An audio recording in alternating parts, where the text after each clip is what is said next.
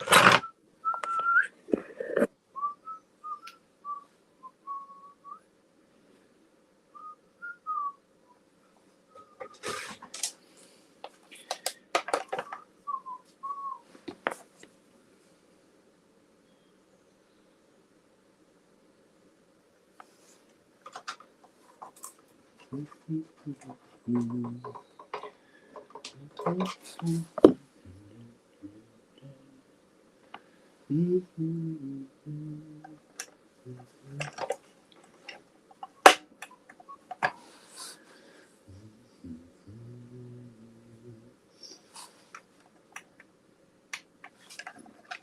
that one passes.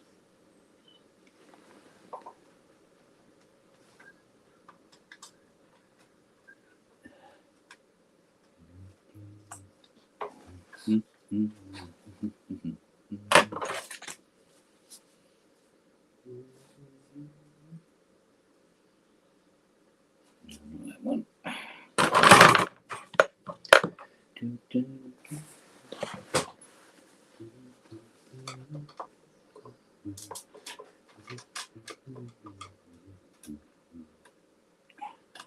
Come on. Where'd she come?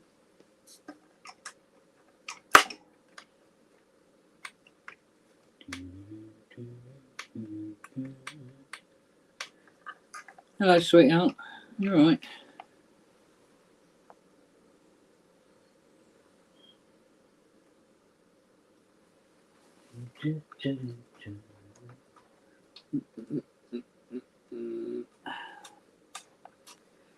What's that one?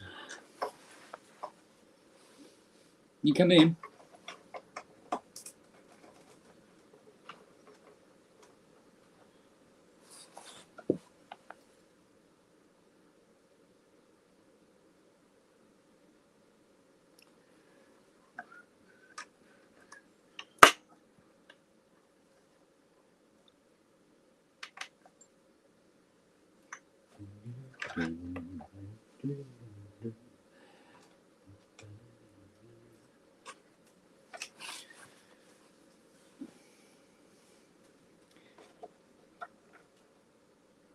Hi guys.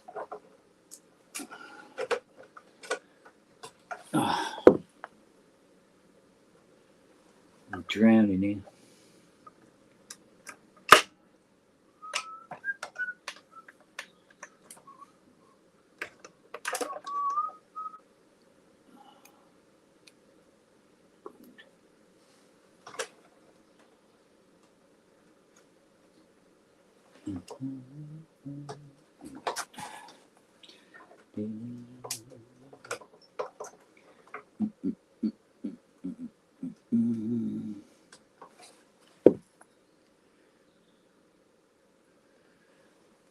Yeah, give us a minute and I'll show you the level of crapitude that I've got going on here at the moment.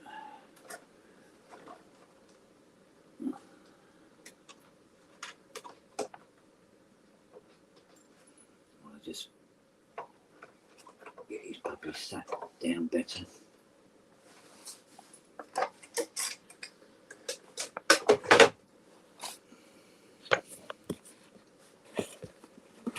Right, so look. Now, what you have, get this, we've got one memory mode that we're working on. That's fair enough. Yeah. Usual shite, right? However, there is also this memory mode over here, which is a complete bag of rats, basically. And then to make matters worse, over here we have this one, which is very, very, very sick. And I'm trying to repair all three of them at the same time because I'm an idiot. So, there we go. So that's where we are with that.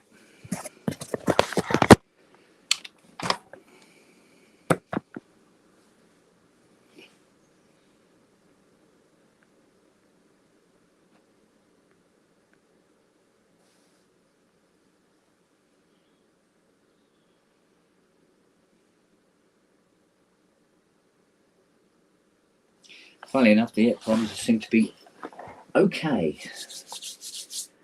So wherever the problem lies, I think it's something to do with some of these digital lines down on this DUX board. But as to why, how, who, and what, I do not know. But to give you a rough idea of the sort of cobblers we're dealing with, here's one of the CPU boards. Where are we? I don't know, can't see where we are. So look, something wrong here.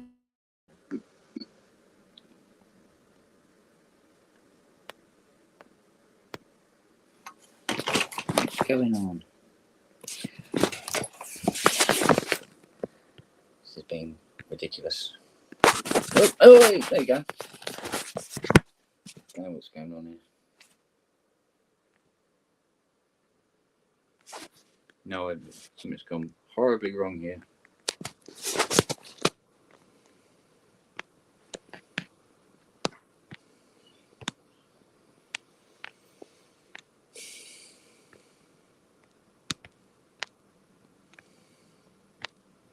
No, I have no idea what's going on here.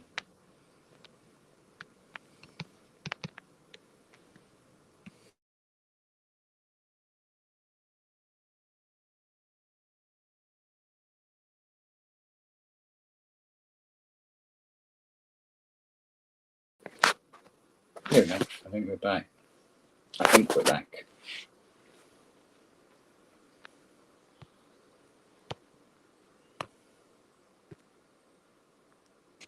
No, don't know what's going on. Anyway.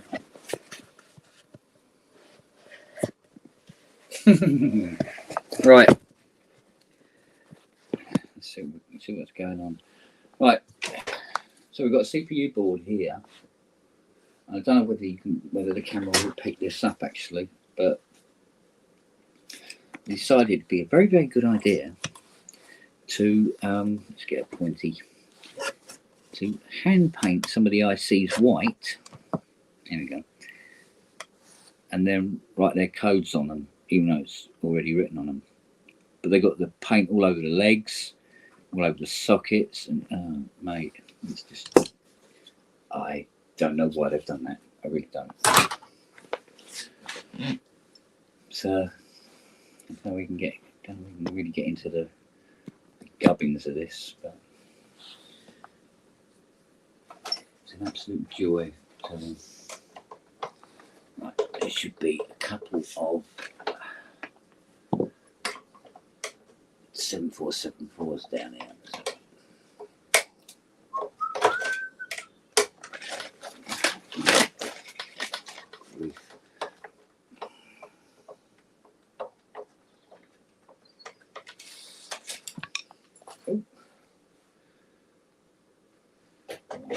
Check this one out, see if it works.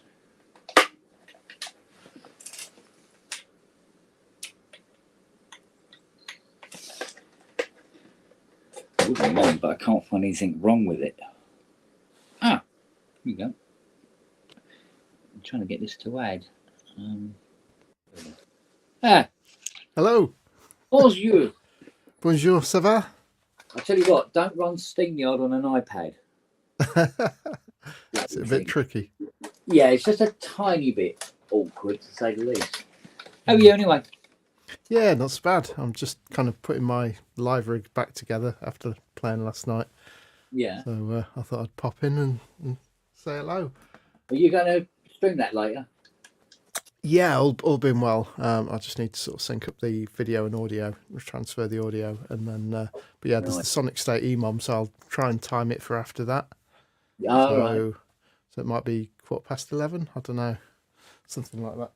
Oh, I imagine I will be up as usual. Probably still working on that. Yeah, well, this might go on for some time. Yeah. But I don't know why I decided that it might be better to work on 3 at the same time. Yeah. That sounds like a ridiculous thing to do, and I'm beginning to think it is. Yeah, I'm not sure I would do that. It could get a little bit confusing.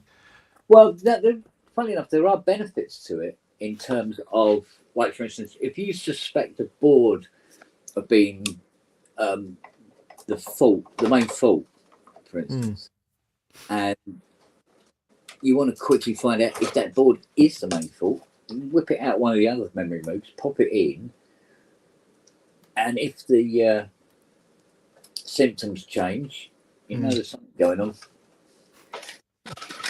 But yeah, it's just keeping track of everything, though, isn't it, as well? Yeah, it is. Like whose is whose? Yeah.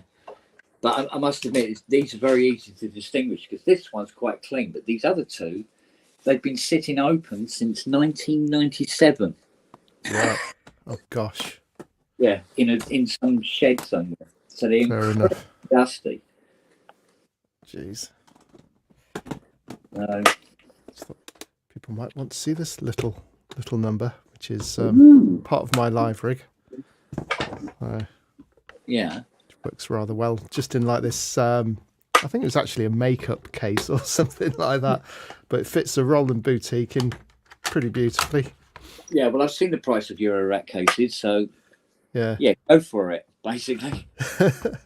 And then just got the 2 pedals squeezed into the lid, and they stay there. They don't fall out or anything. A little bit of good old hobbycraft for their rubber.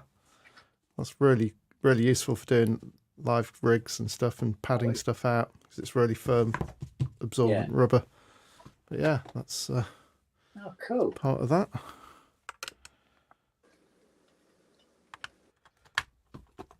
But yeah, no, last night was good. You get like sort of like the butterflies before you go on? No. You don't? No. Or not anymore? Or never did? I only really got them, I don't know, if I ever get them at all, I tend to sort of think about friends who aren't with us who don't get to do this. So, and that pretty much, that puts paid to any kind of nerves because I'm like, I just feel so fucking lucky to be here. Exactly, yeah, exactly. There'll be people who pay good money to be around to be able to do it. Yeah, exactly. So, you know, it seems almost a bit, I don't know, a bit of an ego thing to actually get nervous in a way.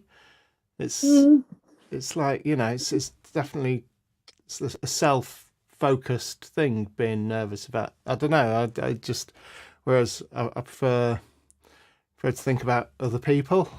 And you know, sort of hopefully bringing them a bit of joy with what I do, you know, or just something interesting. So I tend to sort of not focus too much on myself, and I just try and focus on make sure everything is plugged in properly.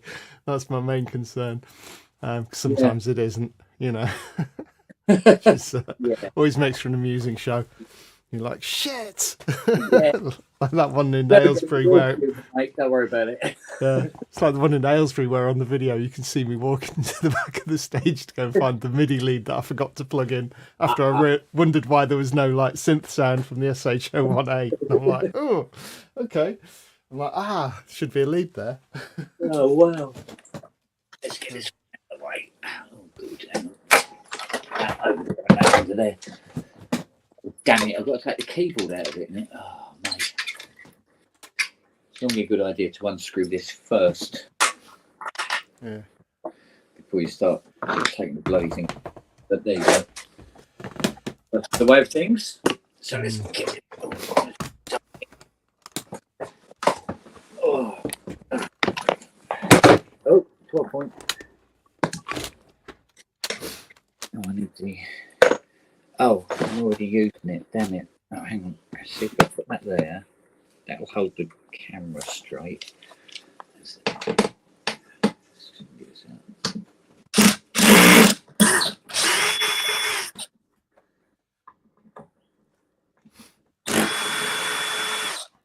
And this is case 2 of 3 at my live rig. Thank God for deck savers. Although it's an absolute pain if I accidentally open this case upside down. It's just like, oh, fuck. Yeah. So, more hobbycraft rubber. Yeah. There's little struts to keep everything in place, and down the sides of stuff. Nice. Works a treat. And a bit of softer neoprene rubber for You try to have plugs, it damaging stuff. set up as possible before you go. Yeah, so whatever wiring I need within each case is done. So it's just a matter of plugging the 3 cases together. Yeah. And then there's just one mains plug, and the outputs are on XLR. President Rich. Hey. Hello, darling. Hello. Fellows. Where the hell are you? Hey, Jim. How you doing? Spring break, South Beach, obviously. I'm all right. Whereabouts are you, buddy? I'm in South Beach, Florida, Nice. playing a concert here tonight, and then heading home tomorrow. Hey. Cool. Very early tomorrow. Oh. Oh. I got And let your me favourite see. things here. Let's see if I can play Name That Instrument from here. Oh, go on. I can see that you're out in the shop. That's a clue. Yeah. Well, it's one of your favourites. Pardon? It's one of your favourites. One of my favorites. Don't give them any more clues. I'm looking at the casing, and it looks.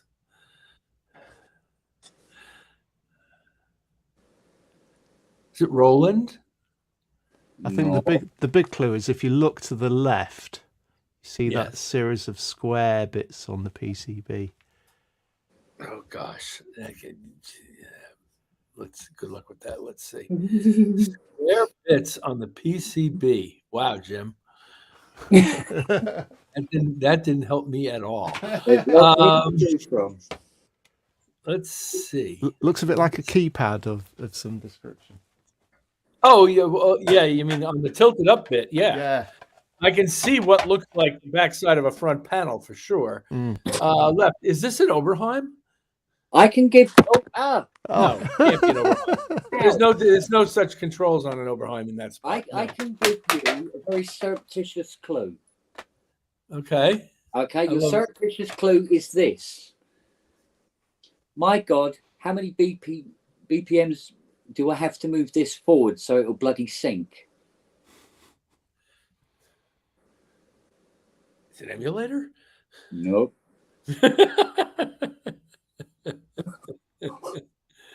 Emulator 2? I mean, Emulator 2 was my classic for that. That's what actually made me start. Well, do you remember the story you told me about how you the amount of shit you went through to get it to synchronize? Yeah, well, you mean my 100 millisecond trick with the FSK tone, where my first pass for drums from an FSK tone went through. No, based around trying to get the sync to work with the sequencer. Well, that was what that was about. That's why I'm a little confused. But let me continue. Is it a touch screen in the middle there on the other side of that board? No. No. Okay. All right. Well, that simplifies things a little bit, but I'm kind of at a loss here. I think I've already embarrassed myself with enough incorrect guesses to concede. Cry uncle. You want a more wholesome view? If you think it'll help, sure. I saw the back garden. No, that's not helping me. I mean, I can't actually. There's another one over there. Oh, you've got multiple ones. It's is this a Jupiter or something or other? Were we talking? No. Wait a minute. Hold on. Go back. Left. That plate looks like a memory mode to me. Hey. There you go. Oh, that was the source of the data that had to be synced in that story. Yes. getting the That was memory my mode. sequencer of choice at that moment. Imagine that's the best sequencer you've got to use. Yeah. And you've got to trick it into doing something it wasn't designed to do in order to use it effectively. Yeah. So it's not not an ideal trait to have a sequencer that's got like sort of like a CV lag in it, like you would have the suspension on a 1942 Buick. What this sequencer would do is drop 2 clocks off the write process. In other words, it would take everything you've just done meticulously, drop off the first 2 clocks at 96 per quarter note, and slide everything forward 2 clocks at 96 per quarter note. And you're wondering why your pocket is garbage. And imagine how long it took me to figure out that that's what it was doing. And I actually got the guy who wrote the damn software on the phone and told him this, and he was in shock. Because nobody had ever expected anybody to use it the way I was using it, where I was manually step programming it, counting clock. Yeah, exactly. Yeah. So nobody had tested it that way before me. And I don't think anybody ever did it after me. Yeah, it's funny you mentioned about that. So I have this thing here. Let me see what's the thing there. Which is a safe sound audio tracking toolbox. So it looks like an input path right there, right? Yeah. So that's where my mic's going into. So the previous one of those was called the P1. It was in Sound on Sound, got really good reviews and everything. And I basically tracked this guy down because I used to have a P1 and I sold it. And I always regretted selling it because it had the most amazing, even the headphone amp alone was incredible. Yeah. And anyway, I found him. He actually lives in Norfolk and does mastering now. He's a guy who used to live in Hebden Bridge and worked for Calrec, etc. And he basically said that he had a couple of these units. So I bought one off him, and then I'd sort of found some stuff online, and some people were saying, "Oh, it sounds even better with like when you kick in the high pass filter," but the high pass filter is actually wired incorrectly. It's the wrong way around.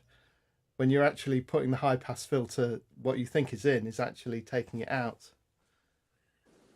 And taking it out is actually putting it in. It's a hardware fault with the design, which is like crazy. Is it literally a matter of swapping 2 wires on the back of a switch? No, I think it goes into a board. So it's a logic function. Yeah, I think it's actually circuit board fault. But the original guy had no idea that he'd made that mistake, even though he'd sold a lot of these units. So, yeah. Well, that happens to me practically weekly. I test something. That's why one of our dear friends' companies refers to me as the harbinger of doom. I'm really good at breaking things. Oh, hi Keith. Hey Keith. You have a bit of an echo going on. Well, it says Moog now instead of horrific.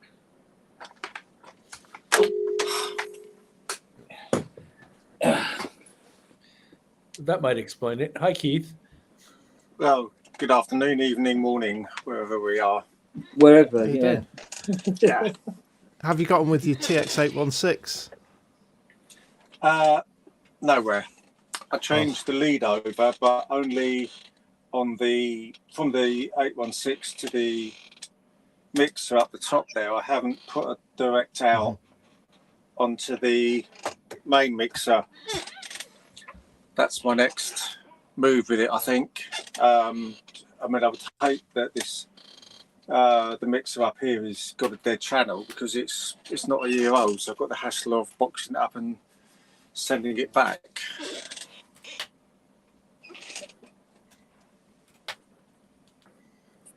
Oh, I don't know about this one. Ooh. So the 816 itself is okay? Sorry? So is the 816 itself okay? Well, it's one voice that's not working. Oh, that wasn't the one channel on the mixer that was out? No. No, it's definitely not the mixer.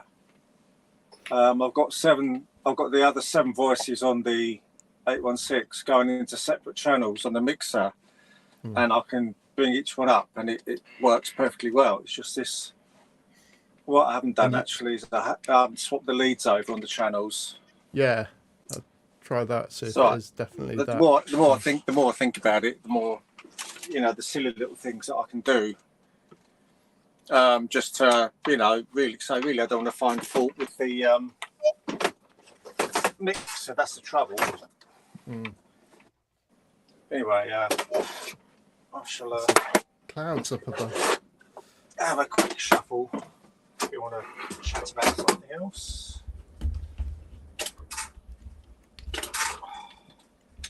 Well, you could try changing the location.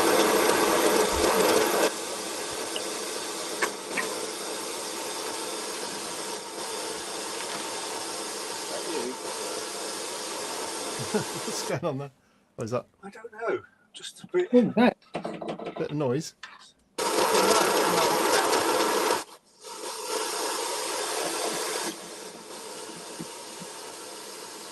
Someone filling a watering can. Yeah. No, that is that. It's why I've swapped the 2 channels over. That's what I was expecting this. Let me move this right. Right, so I've swapped the channels over. So voice 1 is now on the 2nd channel. Perfectly good.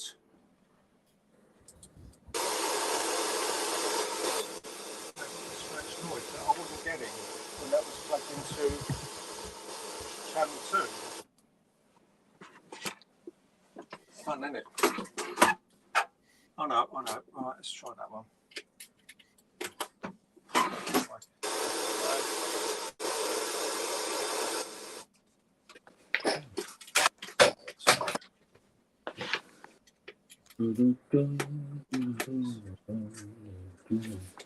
Oh. See if we can get some waiting.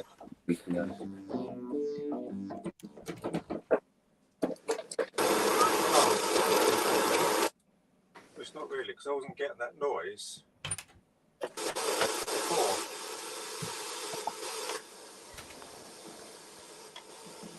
And when all the channels respond to MIDI.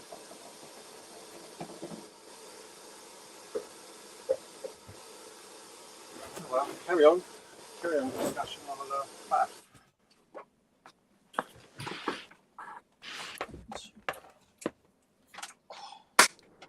Yeah. Ow.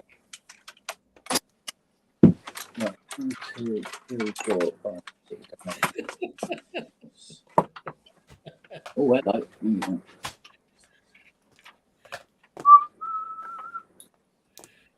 I feel like the guy with nothing here to fix. I'm looking around the hotel room for something to repair while I'm here. If you tell us where you are. Pardon? Well, if you tell us where you are, I can always box it up. Well, I'm in a hotel Not there room for long. I'm in a hotel room for like the next, I don't know, 18 hours. You know, with a gig somewhere in the middle and a sound check. So I don't think I'm going to have much time to record anything here. I know. And Concord's out of action now, isn't it? Pulse. What's that one? 23. Well, that's interesting. What did it take me 10 guesses, Kent, to figure out what the hell that thing is you're working on? Hey. Yeah, look at this, right? This is the. Can you see that? Yeah, I see a waveform. Yeah. Well, that's supposedly. Looking triangular. Yeah. But weirdly, that's supposed to be the sine wave. Well, there, you know, do they charge you extra for the harmonics? I imagine they would. This mode, after all. They charge by the partial. Yeah. It's a big harmonic series. There's a lot of money there. Well, it's a store anyway. Oh. That's the thing about these memory modes, though. I mean, that is a. Let's have a look. I'm hoping that's supposed to be a sawtooth. That is a saw. You can you could give a chiropractic adjustment on that thing. Yep, absolute. A bit wobbly. It's a bit wobbly. You could do a little bit of inversion therapy on that sawtooth wave. So it's telling me Well, that can't be good. It doesn't. No, that can't be right. What? Well, it's saying it's 1040 volt. Ouch. You'd be able to hear it from here if that was the case. You're right. That seems a little high to me, but That seems a of course, I'm just guessing. Yeah. You need a cable car to get to the top of this sawtooth, mate. Power Epsom from Yeah. this one chip. But it also says it's only 50 millivolts, so it can't. No. No, we got some sort of floating earth on here as well somewhere, as well as a computer issue. Well, there you go. What fun!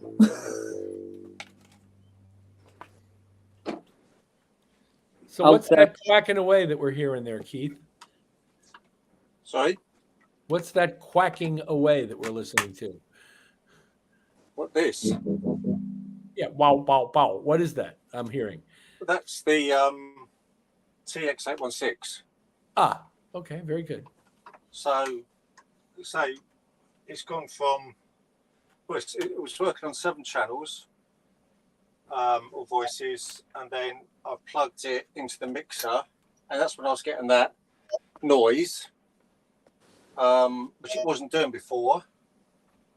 I turned it back off, turned it back on, it stopped making it, but that channel was still dead. The voice rather is still dead. So You see. it goes between dead and, well, that's so far I presume it's going between dead and then making that noise. And the fault followed the card and not the mixer channel. Yeah. Ah, thank you. Yeah. For that update. Yeah, that's good. Well, it's what I should have been doing this morning, really. But Well, that noise suggests the decoder's gone. This is like going to troubleshooting school. It is, isn't it?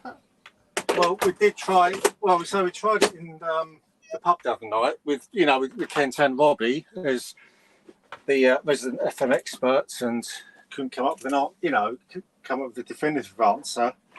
But what did you think it was, Kent? Could be the decoder.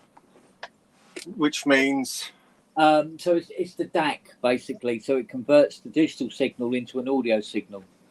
If you're getting like a white noise sound, that was it, really. Yeah. yeah, it sounds like maybe that IC has gone. Is that an easy fix? No, Okay. no, we're gonna have to find a. The parts, isn't You're it? gonna need somebody to get that onto a proper scope, and who also knows what they're doing. So not me. No, I don't claim to know too much about digital. I can do the basics, but when you get into that FM stuff, holy mother. Yeah. Does my Alexander not fix them? Yeah. Whereabouts are you, Keith? I wonder if I'm in Watford. Right. There's a guy. Sorry. Yeah. There's got a guy in Birmingham who's good with digital stuff. Yeah. Guy called Keith McHard. Yeah. Keith's I've good. heard of him. Yeah. It's Ben Rossborough at Cyberwave. Do not under any circumstances take it to the London Sense Centre. No. I think that costs you about £2,000 for them to print out an invoice. It costs £2,000 just to drive in and park somewhere. So Yeah. That's a bit like Nottingham last night. Bloody hell. Funny enough, so Keith McHard and who was the other one? Ben Rossborough at Cyberwave.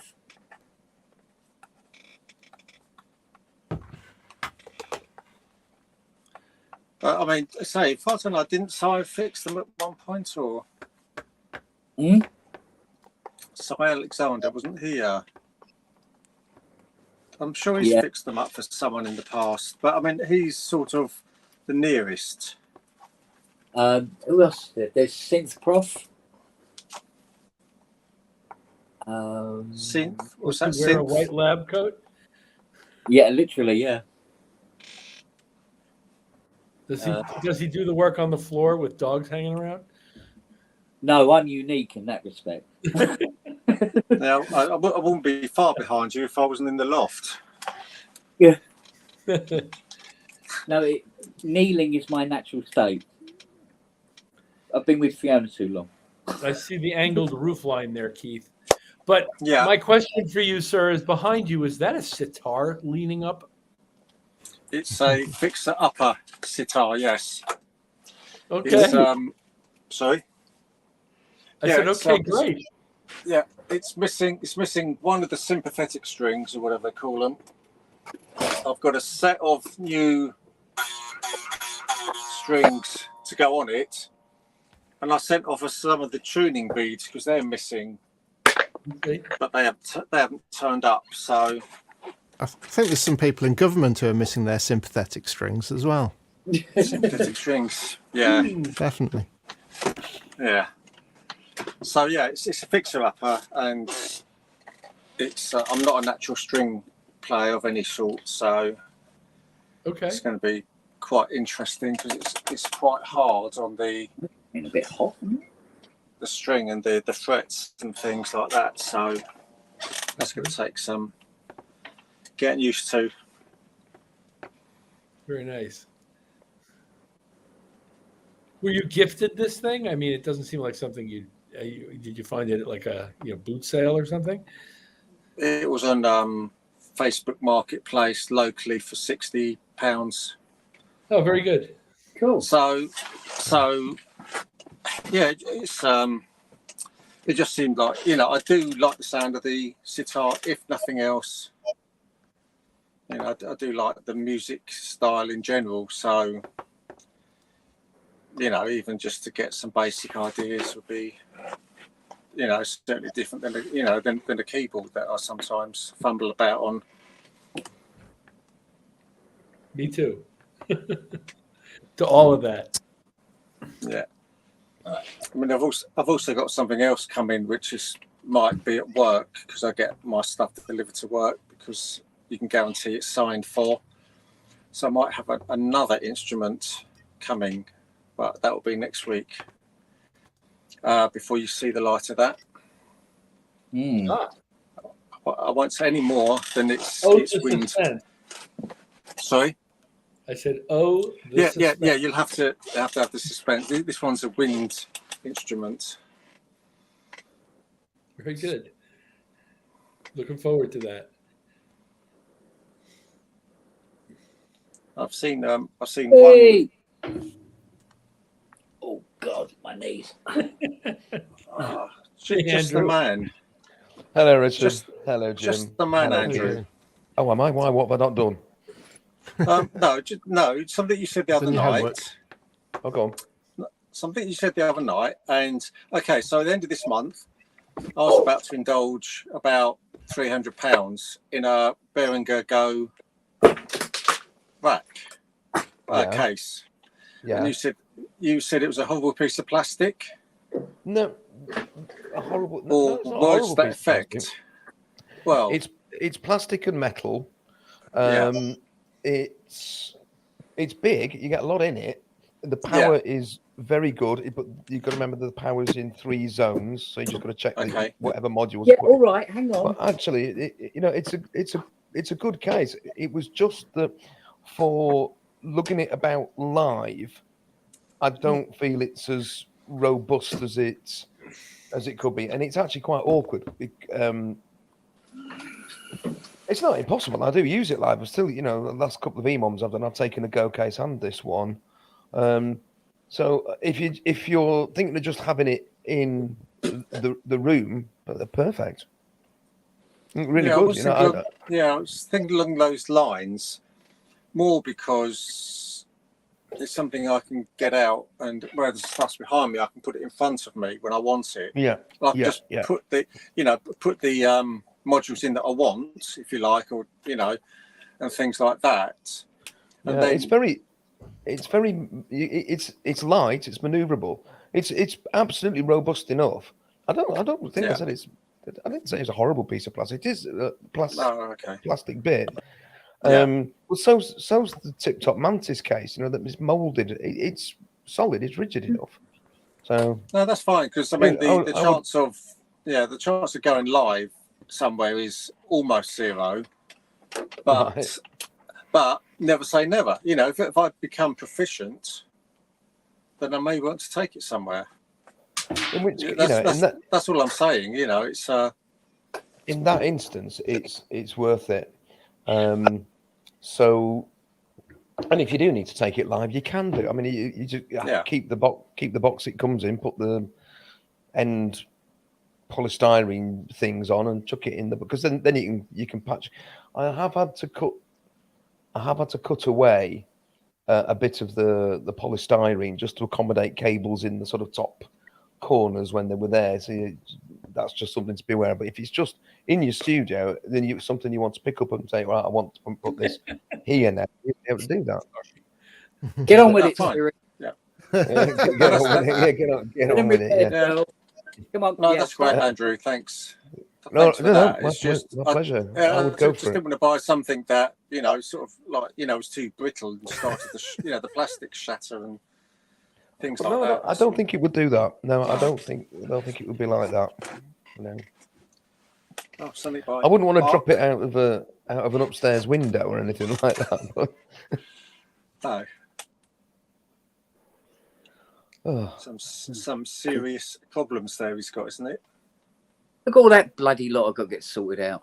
I spy the Never craft mind that. Go vocoder back to again. that pastoral scene of the beautiful dog amidst a bunch of broken memory mugs. Yeah. It looks like one of those AI pictures, doesn't it? Yeah. Yeah. Right. It's almost like somebody. It's almost like you'd say somebody definitely photoshopped that because there's no way. Anybody would let a dog anywhere near 3 memory nodes. No. Yeah. Well, Mind you, I tell you what, if you saw the state of these, I mean, if we get in there really close, I mean, the state of these boards is. And the newspaper I pulled out of it said 1997. Dewey defeats Truman. So that sort of position for the last 20 odd years. Gosh. And he couldn't get him working. So he thought, I'll get him to do it. Pan up a little bit so I can see the dog. Yeah, there we go. There you go, babe. Stay high. No, don't come towards the camera. Hello. Hello. Oh, God, you There know, it it's is. close. Puppy. Don't nuzzle it. Don't lick the lens, whatever you do. Here she comes. So we got what we got. See the Prophet 10? The big Prophet 10 there? Oh, yes. Yeah. That's Dave's. Would be. Okay. Dave's big P10. She's all done now, funny enough. Woohoo! What else we got? Oh, White Face Odyssey. Ooh. And we got what's that? An OBXA in the corner. Chroma. CR78. Prodigy. There's an ASM up there. TR909. Lightning thing. I've got to get this going. An actual spider. Spider sequencer. Yeah. Absolutely ridiculous thing. I don't think I've ever seen one of those. Yeah, I don't think they made it over into the US very much, did I they? don't believe I've ever Not in seen one that piece. even in a picture. Not in one piece, yeah. So It's to accompany the wasp, as you can probably tell from the look of it. Yeah, no. I know. I can tell who it's from and what their other products are, but I've never seen any of this. Want to see dead stuff? Look, loads of dead stuff. Look. Oh, Dead, big toast dead. PR6, Yeah, they're around way too much dead stuff lately. What was this once? I wonder.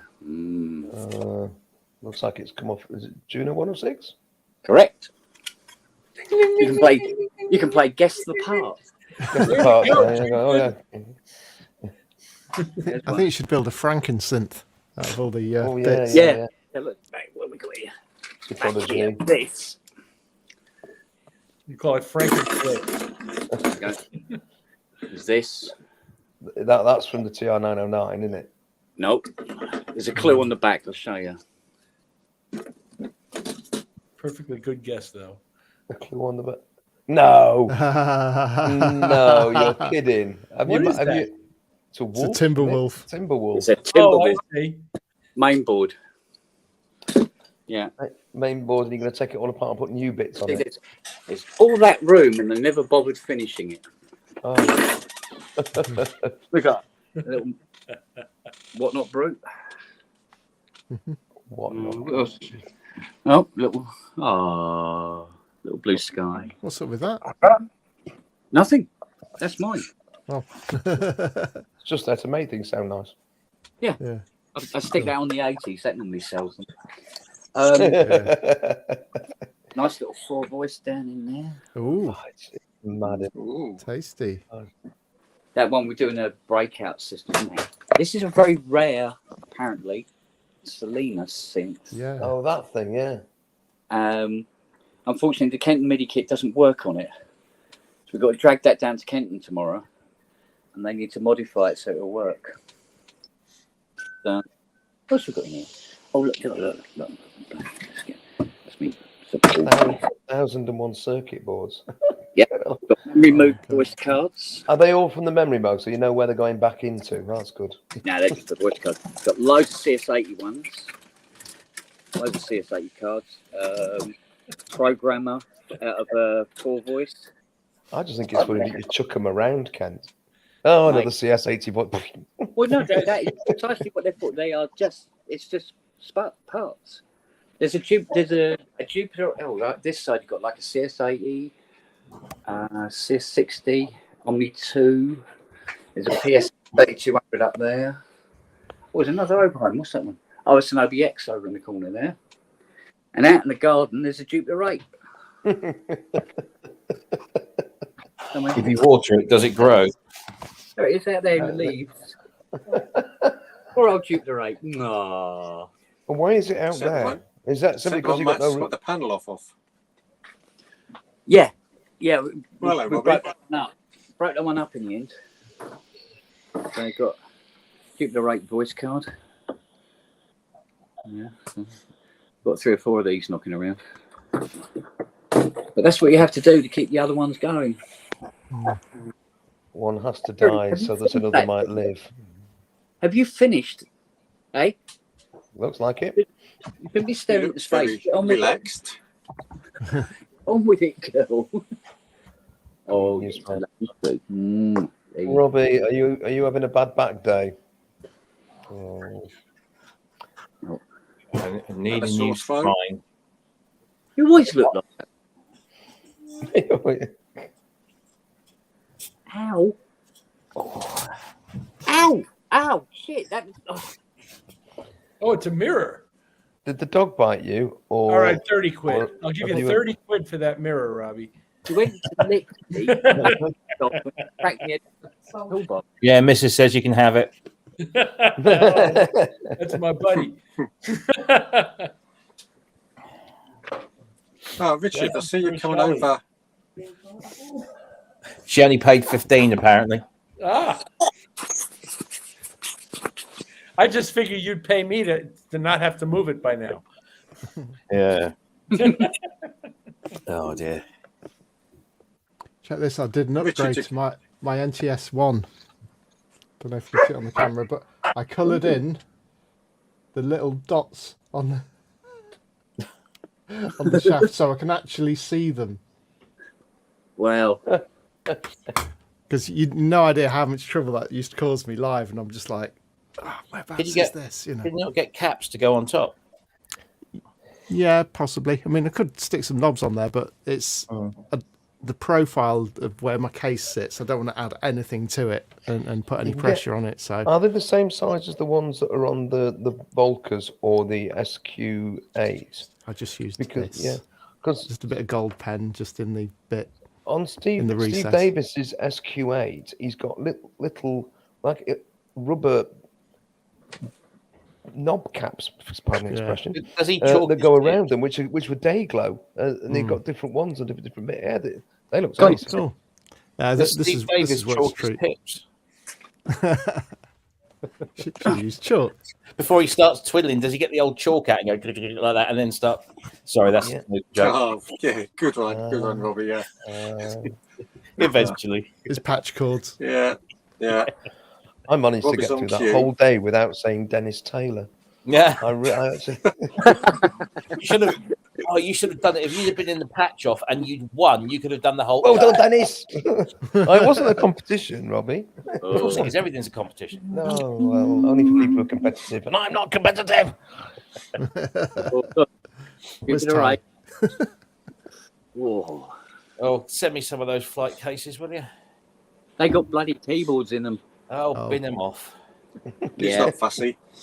If you've got one for a sub 37, let me know. I'd be really happy. I'll say it again. If Yeah. anybody wants a case for a Profit You- T8, I've got one. Yeah, there's a Swap Profit it. T8 case back there. I think you see that red one back there. Yeah. Manamill, yeah, the bloody huge bastards. Or synth. You gotta love the JP8s, just how they look, really. Mhm. Cute little things. Except when they do this shit to them. Look at that. Oh, what on earth's that? So I want to That's, get a case for that thing, but Groove MIDI kit. And it didn't seem to give a monkey's how it went together. And when you get up here, look at that, look. Beautiful Clavinova. $5,000 that fucker cost me.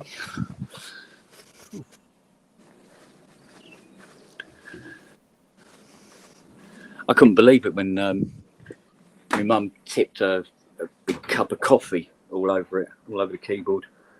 Oh, Oh, Jim, what time are you doing your thingy? It'll probably be after the Sonic State EMOM ends. After it, right? Okay. Yeah. Reminds me I need to put the video together. Does anybody know what time they're going live? Because I couldn't find it.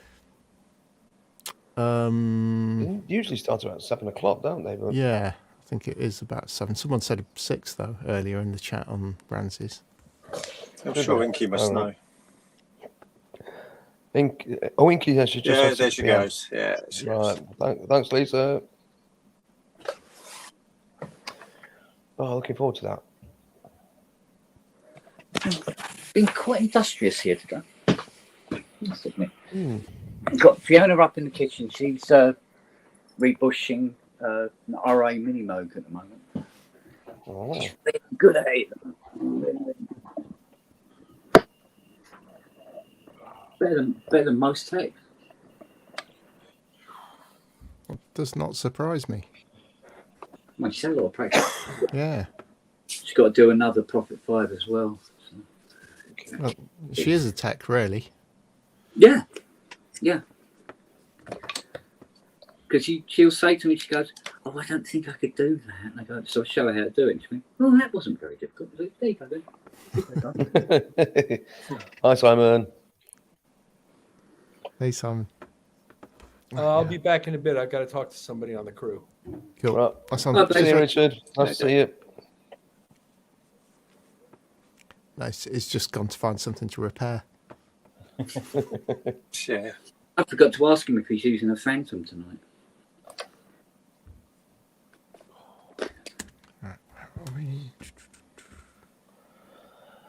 That don't look good. Oh, man. Right. Turn it in. Oh. No, it's still locked up. Fucking piece of shit. What's the matter, Kent? Oh, this picking thing. It won't fire up correctly. Look, as soon as you turn it on, it locks up. And I can't find anything wrong with it. I don't understand it. I don't get it at all.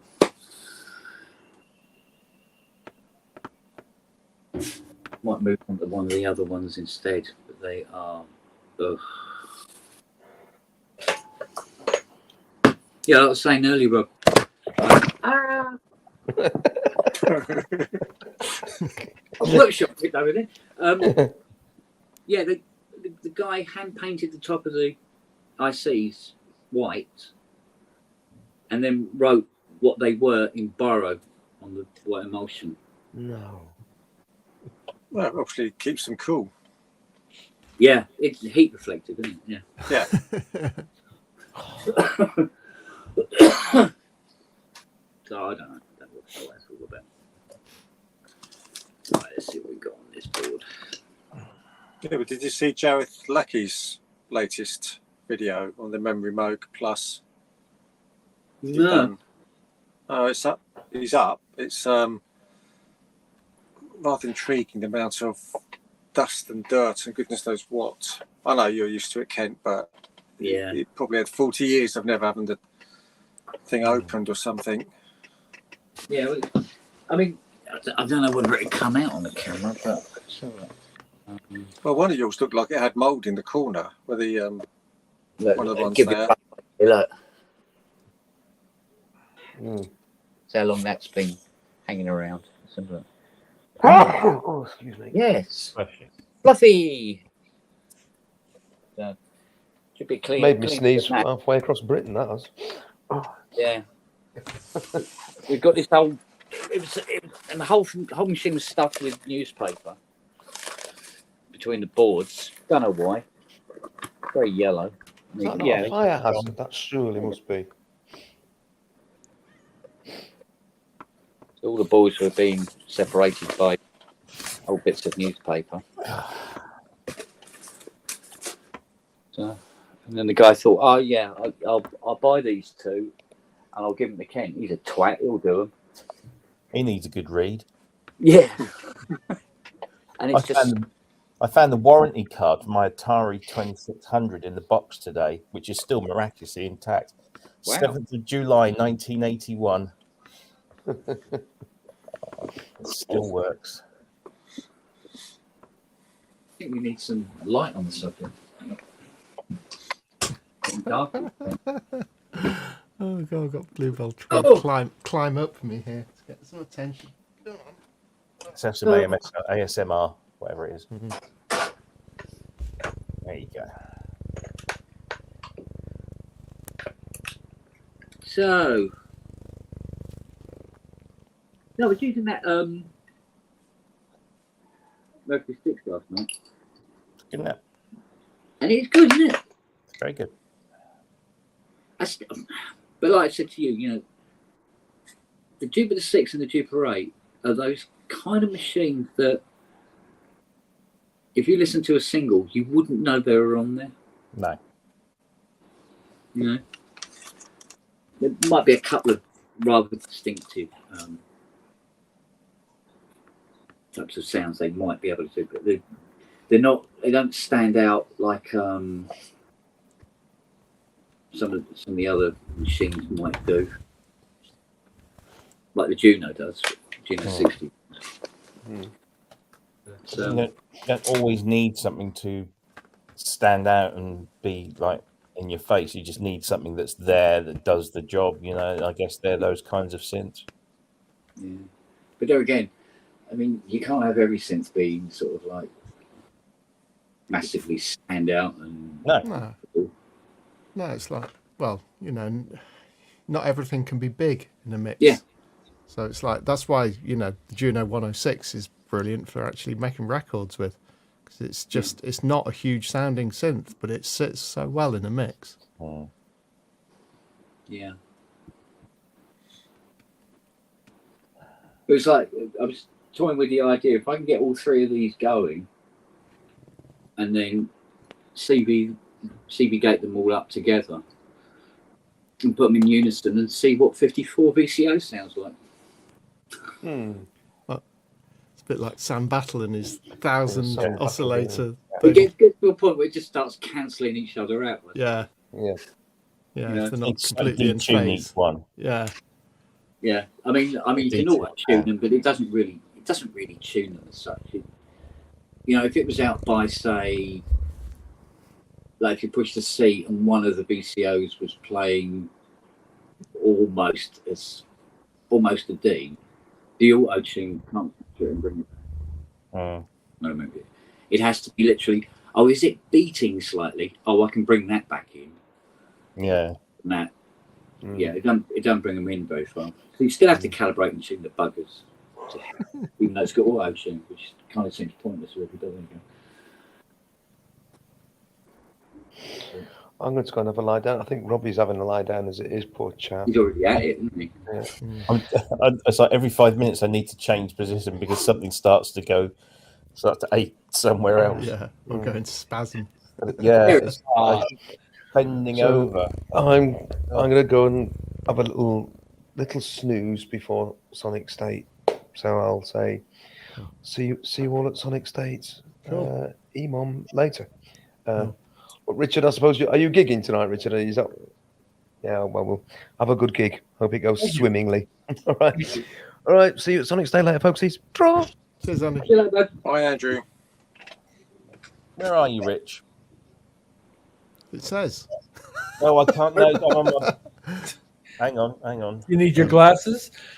No, I'm on my MacBook, so I need to just do Spring Break South Beach. Okay, lovely. Cool stuff. What? Come now. That'll be right. Everything's a little bit small on here. My eyes, I haven't got my glasses on, so. We're playing in a public park tonight for free. Nice. Yeah. Cool. Are you using Phantom? Not tonight. Ah, not tonight. Okay. Not tonight. I So actually no string falls tonight then. Pardon me? No string falls tonight then. No string falls tonight. Nah, man. And no new improved synth sounds tonight. Yeah.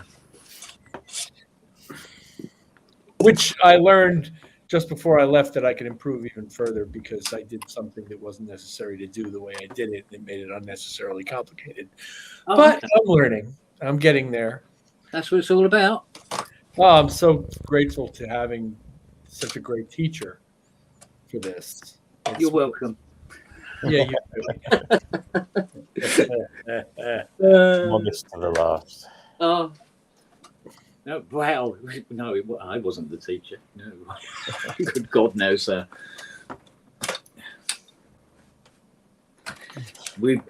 I kneel before the temple of Hilton.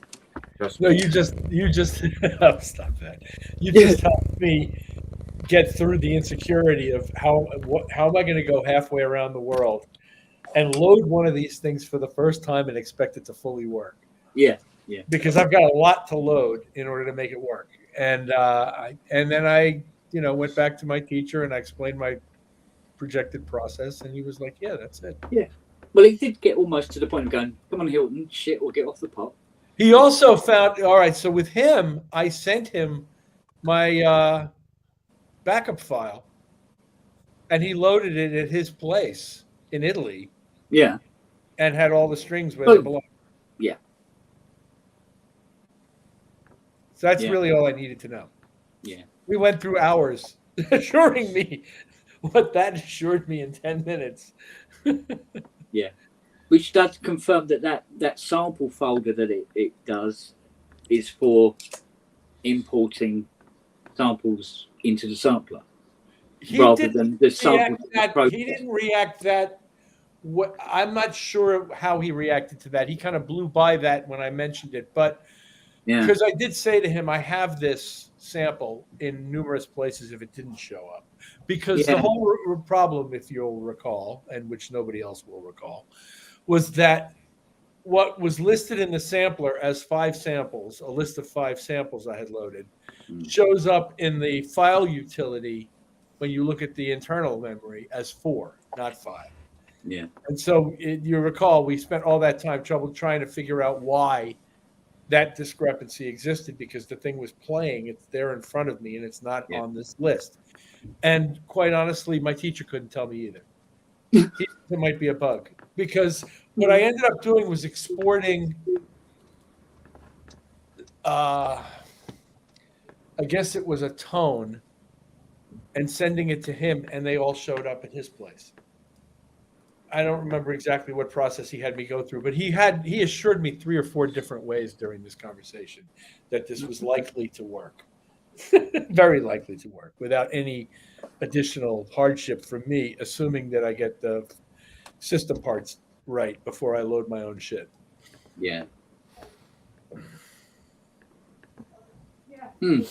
So to give everybody else a little background, just so this doesn't all sound completely like gibberish, when I'm preparing an instrument to be used in our show, the instrument that I'm working on has a lot of expansion libraries laid on it over a brand new operating system. And the instrument I'm going to walk in on has none of that. So I have to turn that instrument into my instrument before I can even load our show and play it. And that's what this whole conversation's been about. I'm still watching videos. I'm still learning really cool stuff. For example, today I learned how to, when you call up one of their virtual tone wheel organs, have automatically the 8 sliders become your Hammond, your 5, your overtones, rather than the usual mixer functions that they fulfill. And there's a way to make that happen automatically when you load the sound. And that was this morning's lesson. I'm learning about this thing every day. If you hold the shift key and press almost anything on the front panel, it goes pretty much right to where you need to edit it, which is a really kind of cool navigational feature. It's not quite the HydraSynth, but it's getting there. Yeah, it's getting there, yeah. You know what I mean? Where you have a button for every thing right there on the front. Yeah. It's not quite that, but it's pretty cool. We also talked about why the front panel filter and envelope controls can only control one tone at a time, that you can't edit multiple tones simultaneously with it. Yeah. In real time. You can switch between tones and edit it with it quite effectively, but as far as it being a real-time front panel kind of thing, if your sound contains more than one what they call zone, it's only going to affect one of the tones in that zone. So I'm learning. Well, this is very frustrating. See, Richard, because this thing's locked up, I can't enter the C9 command to get to the front panel, get to the live front panel, which means I don't get access to any of the voices. So I can't test anything further than the display, which is locked up anyway. So I can't even tell if the computer's even communicating with voice cards at this point. And it's a pain in the ass. It really is. And I can't find what it is that is locking out. Passes those cards around. Well, these are they're all right.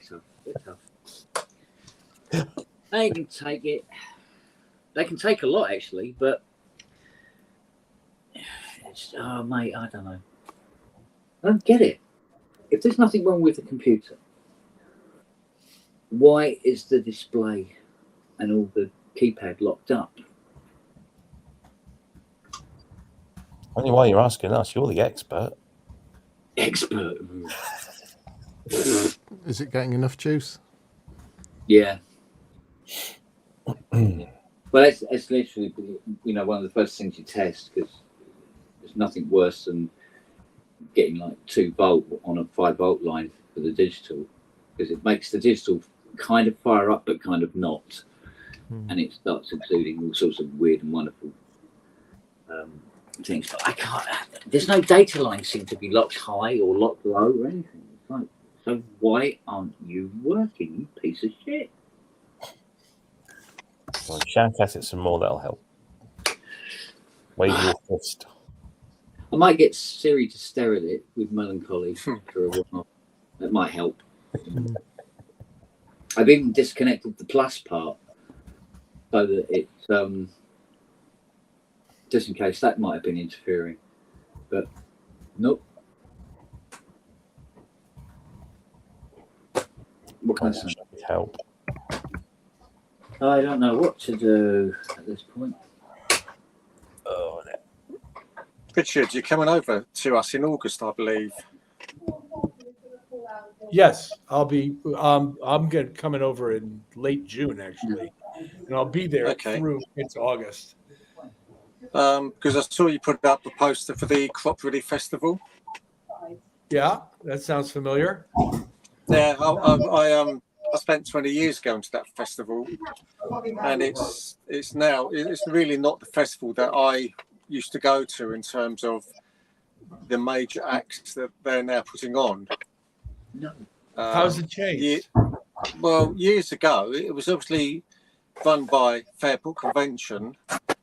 Who, that from the late one. 60s. Oh, yeah. Yes, yes. Yeah, that one. But So obviously, you might it not was have run seen by. Chic playing, No. We Are Family and Let's Dance at the Crockery No. Festival back when it was more Fairport centric. No. Is that right? I seriously do not remember. No. Like I said, I've done 20 years, and I haven't been for a few years now because all the people, we used to go in a group of about 15, 20 people. And over the years, everyone's grown up and gone their own way. So there's a guy over the road from where I live that would probably go if I sort of said, oh, I've got a ticket and things like that. But that's it. But I mean, now I dread to think what a ticket costs. Partly because of the acts that they put on. Right. I don't know anything about the pricing of any of these festivals, No. or whether standalone or comparatively. I don't really have a clue. I do recall that I think going on before us are Robert Fripp and Toya Wilcox, which is going to be interesting. No, definitely haven't been that year. Definitely not. But I mean, Cropwood is a one field. Well, it's a big, obviously a huge stage, but it's just one field for the event. There's no other stages. Right, understood. Out there, and it's so if you remember, it just goes from the stage. It all gently slopes up the field, so the audience are obviously sitting back and back and back, and there's a sound tower in the middle. But it's about, I mean, unless they're celebrating one of their 5 or 10 year for Fairport, it's about 20,000 attendance. Oh, very nice. And usually sells out. So I mean, you get a packed field. What was that? Oh, fuck me. That was his 1,000 volts back again. Yeah.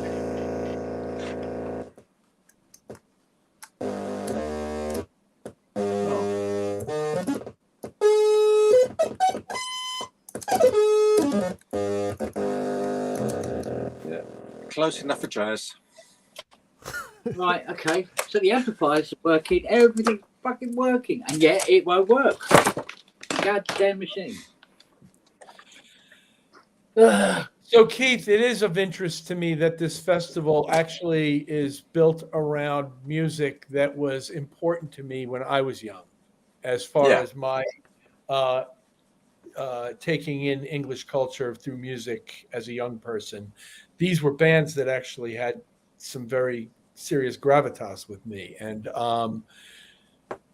most of the festivals we play don't involve that many of those people. So I was really quite interested to see that this one is sort of focused, even if we're the odd man out, even if we're not that, I'm just happy to be there.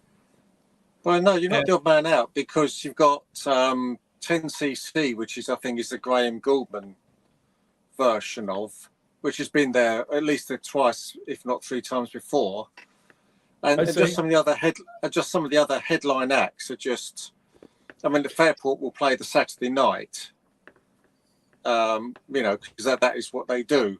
But I don't know if you're headlining or not. Not sure. I think we're probably headlining the first night or the second night, not the third night. Yeah. I think it's 3 nights. No. So I think we might be. Yeah. We might be headlining opening night. If I'm remembering this one correctly, and it's very possible that I'm not. But 10cc. I saw them play their first U.S. gig in New York, and I was a giant fan. And a year ago, I think in Scotland, I met Lal Cream for the first time. I was practically absolutely beside myself with glee because I'm such a huge fan. Now, obviously, I don't think he's likely to perform in 10cc at this festival. No. They fell apart. No, they fell out, which is partly why they split. Is because Godley and Cream obviously made a name for themselves in their own stuff, plus the video company they went into, which happened after the split, really. But it was always two pairs of songwriters in that band. So I think it was Godley and Cream with one pair, and Graham Gorman and I see. whatever was the other half. I see. And and there was on a really good documentary on one of the Sky Arts or something channels on 10C, the story of 10cc, and they're all talking, and you can see the bitter and twisted half and the not so bitter and twisted. So there's no way they're going to come back and go, let's all be friends again. And it's very much the same with Supertramp. Roger Hodgson's been at Crockbody a couple of times at least doing his Supertramp songs, and won't let the other half the band do his Supertramp songs under any name, which as you know is typical musician politics, isn't it? Band politics and things like that. Yeah, it is. And I think the only justifiable application for any of that is where somebody's doing so causes somebody else to lose work as a result. That's the only reasonable argument you can make within band members about that sort of thing. And it's come up in the history of this band, apparently, at one time where there was a problem with the way some other people were billing themselves. And so that when they go to, back when we weren't quite as popular, especially in the UK, we'd go to book something and they'd say, well, Chic was just here. So that's where the confusion starts to come in, but as far as not allowing somebody else to perform your songs, I don't care how much you hate them. You should be thrilled that they want to play your damn song. That's my feeling about it. So that's Thank you very much for the royalties. Excuse me 1 second. I have a housekeeping step. Trina's gone for a slash. Good morning. Oh, room service. And I think I got enough water in here. Thank you. You want to come back? Have a good day.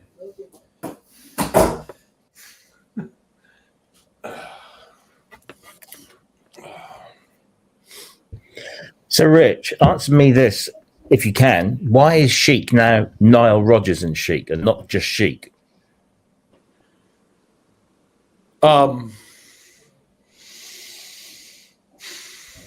This band has been marketed a lot of different ways in 25 or 30 years that I've been in the band, or actively touring in the band. I've been in the band longer than that.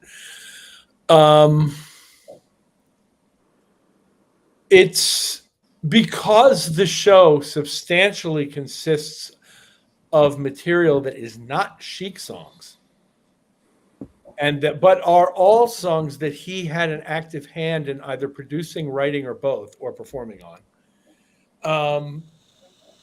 It's not in any way dishonest or disingenuous to call it this way, because it makes reference to the fact that some of the material is going to be Chic material and some of the material is going to be this other legendary stuff that he worked on. So from a politically correct standpoint, that would be my best answer. And the reality is it's because it probably helps to sell tickets.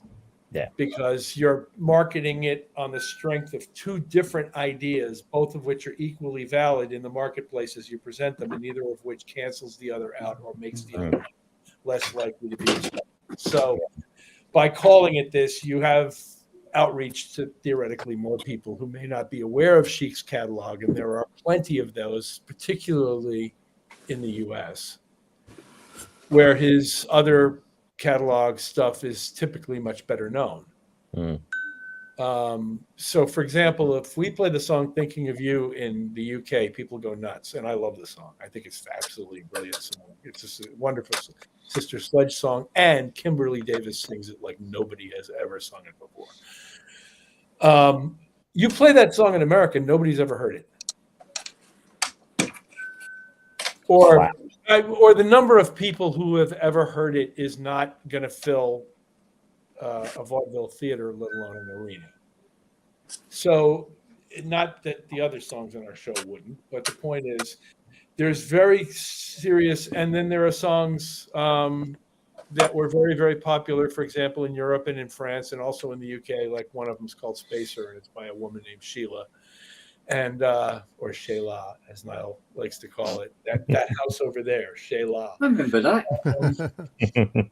So nobody over here has ever heard that song. Really?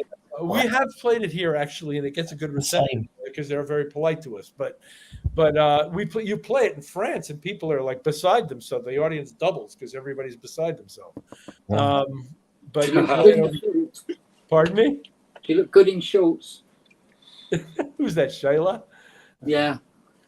Well, I think met her I got more single. recently. She probably still looks pretty good in shorts, but she's a nice lady to me. I don't know, Yeah. She was sweet, and we tried to. She's done performances with us in Paris, and the place, you'd think Freddie Mercury came back from the dead. I mean, it's really, it's got that kind of cachet to it in that culture, and I love that. You know what I mean? It's interesting to me. I don't begrudge any of it. I think it's fantastic, but it's interesting to see how things play in different markets, different songs. Yeah. So that's a very long and complicated answer to a very simple question. No. It's interesting because you see a lot of these, and I hate the term, but it does kind of. It's a coverall, these legacy acts, and that's what we are. Well, yeah, I guess, but it's like when Culture Club, a few years ago, kind of, they all got back together before John fucked off somewhere else.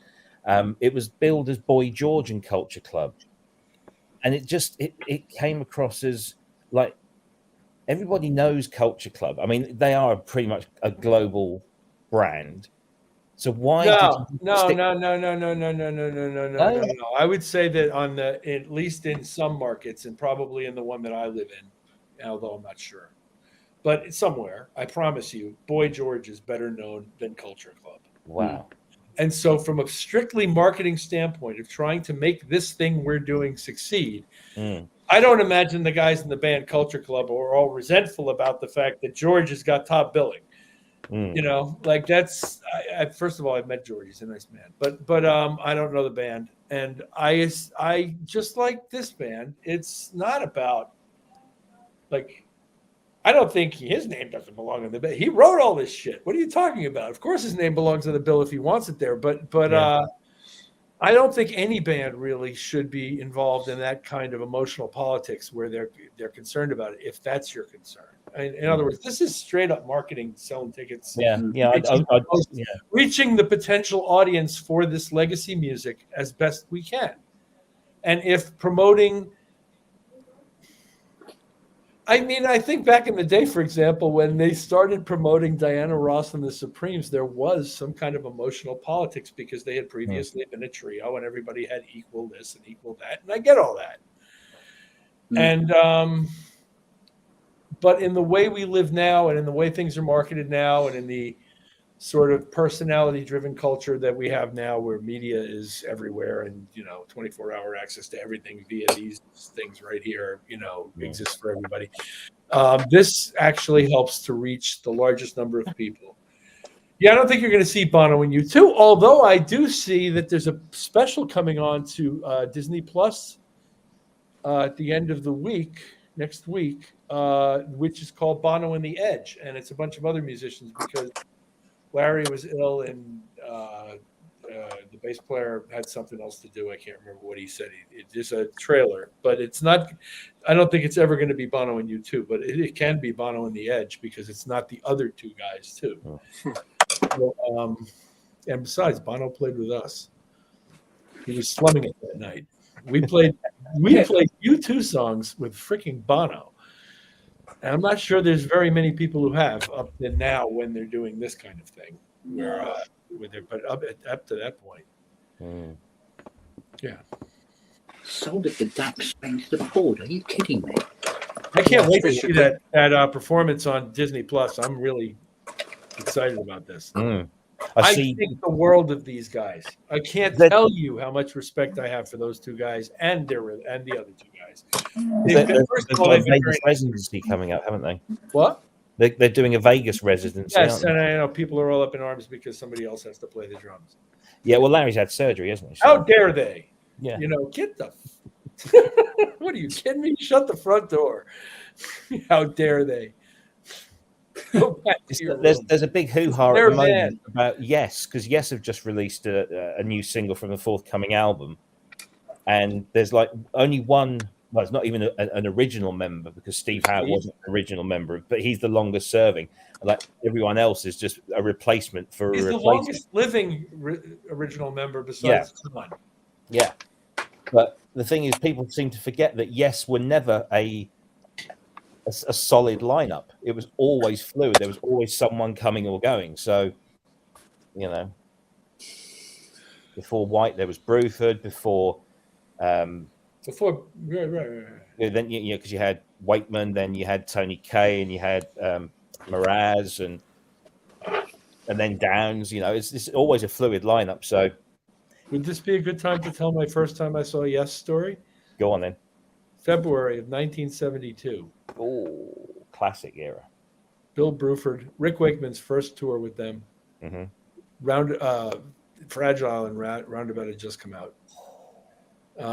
But the one I missed, the one before this, the previous year in the same venue, dig this, Bill. Opening the show was Yes, touring on the Yes album. Second on the bill was King Crimson, touring the Islands band. And headlining was Procol Harum. That one I missed. That's the concert that got away. It's one of my biggest concerts that got away in my life that I just couldn't manage to make that one. But the following year I saw Yes with the band I just described touring on Fragile, and it was awesome. And interestingly, the opening band, there were two opening bands. The first of them was a band called Compost, which was sort of a funk band led by Jack DeJohnette on clavinet. Now, you know Jack DeJohnette's one of the greatest jazz drummers ever, played with Miles Davis, had solo career. He's wide, played in the Keith Jarrett trio forever, and is one of the greatest jazz drummers. He's like up there with Tony Williams kind of jazz drummer. Played clavinet in this band Compost that opened for Yes that night. And they had an album, Compost. I guess they made, they were looking for a funk kind of thing going on. And then the second band was a band called the Mark Almond Band, which had Johnny Almond on saxophone and a guy named John Mark on amplified nylon string guitar. And it was sort of a jazzy, cool. It was really nice. It was a great show. Yeah. I was I was a little bit older. Wait, 16, I was somewhere like that. Yeah, 15. crap in one place. Why do you have to spread it around? Huskies. Oh, man. Everywhere. Gee. Don't look at me like that. Gee. That's no way to talk not to sure what Fiona. Oh, that dog. It's called carpet pooing. He goes, hey, there's no crap over here. Oh, this is well as well. And here. Oh, and here. I'm out there in the mornings and I'm going all over the bleeding garden collecting it. Won't crap in one place. God. The others do, bless them. Not him. Git. Total git. Which one are you talking about? Fiona. Charlie the Husky. No, he's not talking about Fiona. Who are you talking about? She has been known, but she tends to do it in one spot. Who's that? Charlie the Husky. Oh, Charlie. Yeah. Thank you. That's all I Yeah. wanted to know. He likes to spread the love. Hmm. Little git. I don't know. Right then. I think need a bigger hammer. So it's still locked.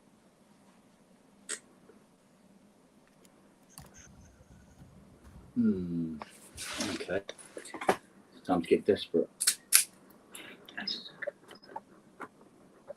one. Oh, mate. Do you know what? I've never been to a concert. Well, that Is that the end of that sentence? perhaps a little less surprising in your case than it is for the rest of us, but yeah, okay. Yeah, ever. Never really go to a proper concert. Which is, But you played gigs. played gigs, but not ever got to go to a concert. I was always very, very broke. That's my problem. I was so incredibly poor. It was stupid.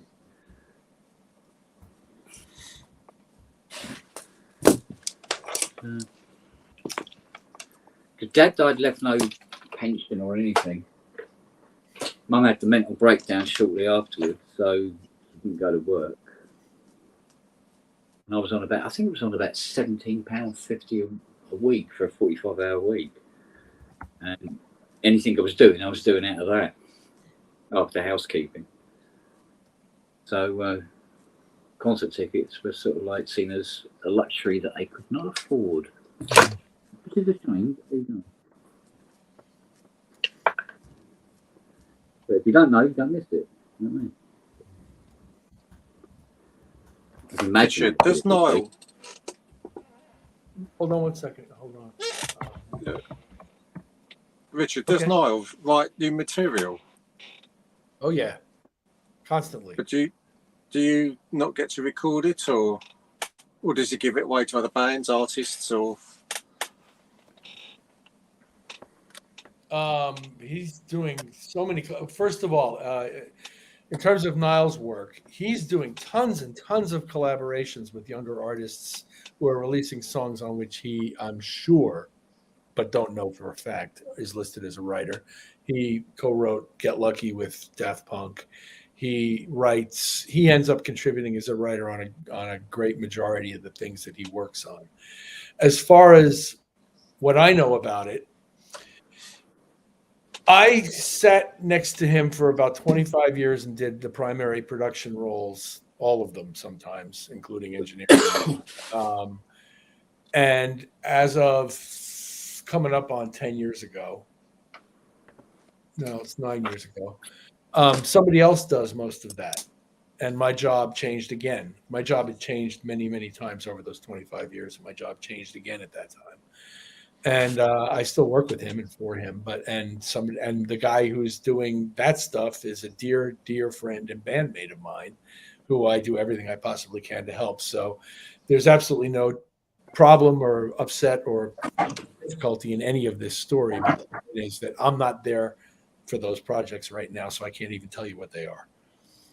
I know he worked, for example, with Dua Lipa, who is a giant star, and I think he is worked with a lot. He's on the most recent Beyonce album on the song Cuff It, and I believe he played on it, may have helped write it. I'm not sure if he's a writer on that. He's incredibly active and prolific. So if that kind of helps in the answer. Yes, so really, he's just too busy to even think about getting the Niles, Roger, Chic into a studio to record, basically, then, if that's what he wanted. Yeah, I don't know. I can't speak for him. But I think that he probably feels it's more productive for him to be doing what he's doing in terms of collaborating with a different generation of artists than just continuing to perpetuate. No, this has nothing. The following conversation from this point forward has nothing to do with Nile Rodgers, because what he does makes perfect sense to me. The whole point of bands making albums these days is essentially to have something to sell at the merch table. On a CD or whatever. So, or as a download, or however you're going to do, market music these days to people. In other words, the whole format is based in physical constraints that no longer exist. So the question of why people do them and how they do them and at what point in their career they should be doing them is a very active question. And it's a question for all these artists. What was it? Billy Joel, who swore off of making new records 30 years ago, has a conversation about his friendship with Elton John and how he keeps telling Elton John to stop making records, and Elton doesn't want to, so there's a conversation even amongst people who have tremendous success making records about whether that's productive and whether you're actually benefiting your catalog, and whether, what drives you to do that or whatever. And people are going to be different about it, and it makes sense. It's all good. So I don't know why he doesn't put this band in the studio and make a Chic album, but I can tell you over a beer sometime what has happened in the past when that idea was floated and attempted or begun at various points. We did a bunch of sessions at Polar Studio. I think we did the last sessions ever at Polar Studios in Stockholm in 2004, I believe it was, or 2003. That ended up being parts of other things that he was doing that didn't end up being a Chic album substantially. And then there's other music that he still has that he might use in the future if he wants. So I don't know. I can't, there's 1,000 reasons why he might not want to do that, but I can understand why people wish he would. Yeah, absolutely, yeah. Yeah, it's just really, it's just the people who just drive themselves, isn't it? It's a big what? I'm sorry. I said he's one of the people that drives himself forward all the time. Yes. And he's got his band to look to, his legacy band to look back on the stuff he's done, but again he can just move forward with what he's doing, and if what he's doing is relevant to, say, well, the now time, then that's good, isn't it? It's not like someone maybe writing sort of 200 disco songs a year, but really no one's going to listen to disco songs, isn't it? It's if he can keep up with the Daft Punks of the world and things, then he's got to be doing something right. Well, he's a 70-year-old man who's more popular than he's ever been, and who gets to do that? Yeah. And we're playing 45-year-old songs that have so much cachet in the creative emotional marketplace that in some markets we're treated almost like a new successful act. In other words, we don't tour like a tired old legacy act. We tour like band playing vital, exciting songs that people want to come and see. It's all miraculous to me, and I think it's fantastic. And a lot of it has to do with him and his personality. All of it has to do with his music and the great songs that we do. Absolutely, and you say he's playing for the people of the time. The possibly mid to late teenagers, plus into their 20s and 30s, who are still alive and remember the music. It's people like Mozart and Beethoven, but there's no one alive that was ever seen his stuff when it was about. You go to these festivals and the fence is lined with people between the ages of apparently 18 and 30, say, who are singing every word to these songs, and it makes no sense. And then if you get to talk to them, some of them will tell you that they first heard this when their grandmother played it for them. Yeah, you're right, because you'd expect to say people my age, if you like, up on that fence line, singing the songs, because that's sort of like the mid to late 70s and things like that with disco and things. I grew up with that, but I didn't go down that line of music. Understood. I went down more the punk, new wave, indie music of that time. Understood. But the strange thing is, you put on one of the gold radio stations playing the oldies, and I was singing the first one or two lines of most of the disco songs of the time. It was on the radio that much with everything else that, whether you like the music or not, it's stuck in your head. Excuse me 1 second, please. Yeah, sure. That's me knocking the door with my TX3 feet, Richard. Room service. Massage. No, just water delivery that I didn't even ask for, but it's a beautiful thing. Thirsty. I did have something to say, but I don't remember what it was. It'll come back to me.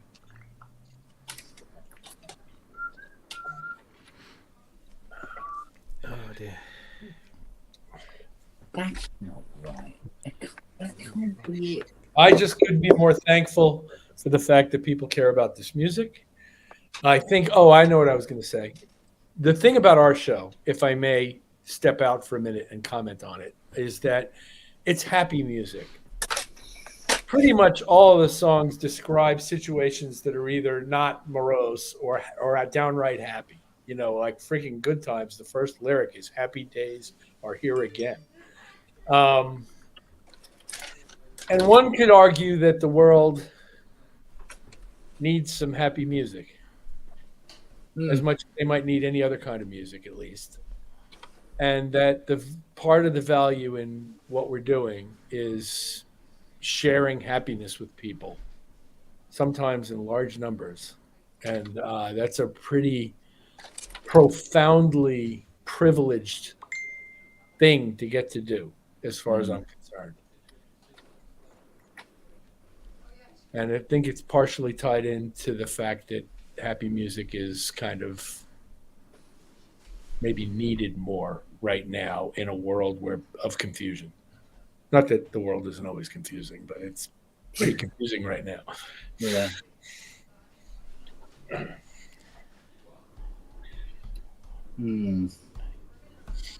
Well, puts it more out in the ether. Yeah. And on a good night, we play the songs well.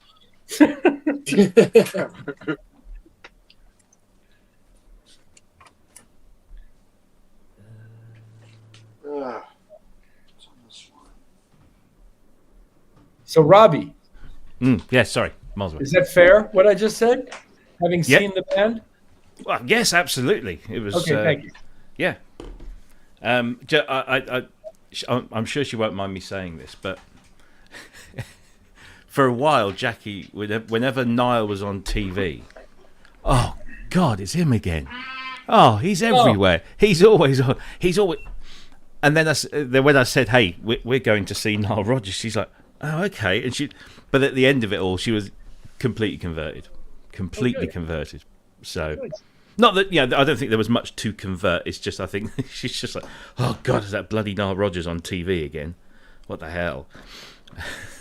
It's amazing. He doesn't really do morning shows that much. Well, he does morning shows in America, but he doesn't do as many of them as I seem to think he does in England.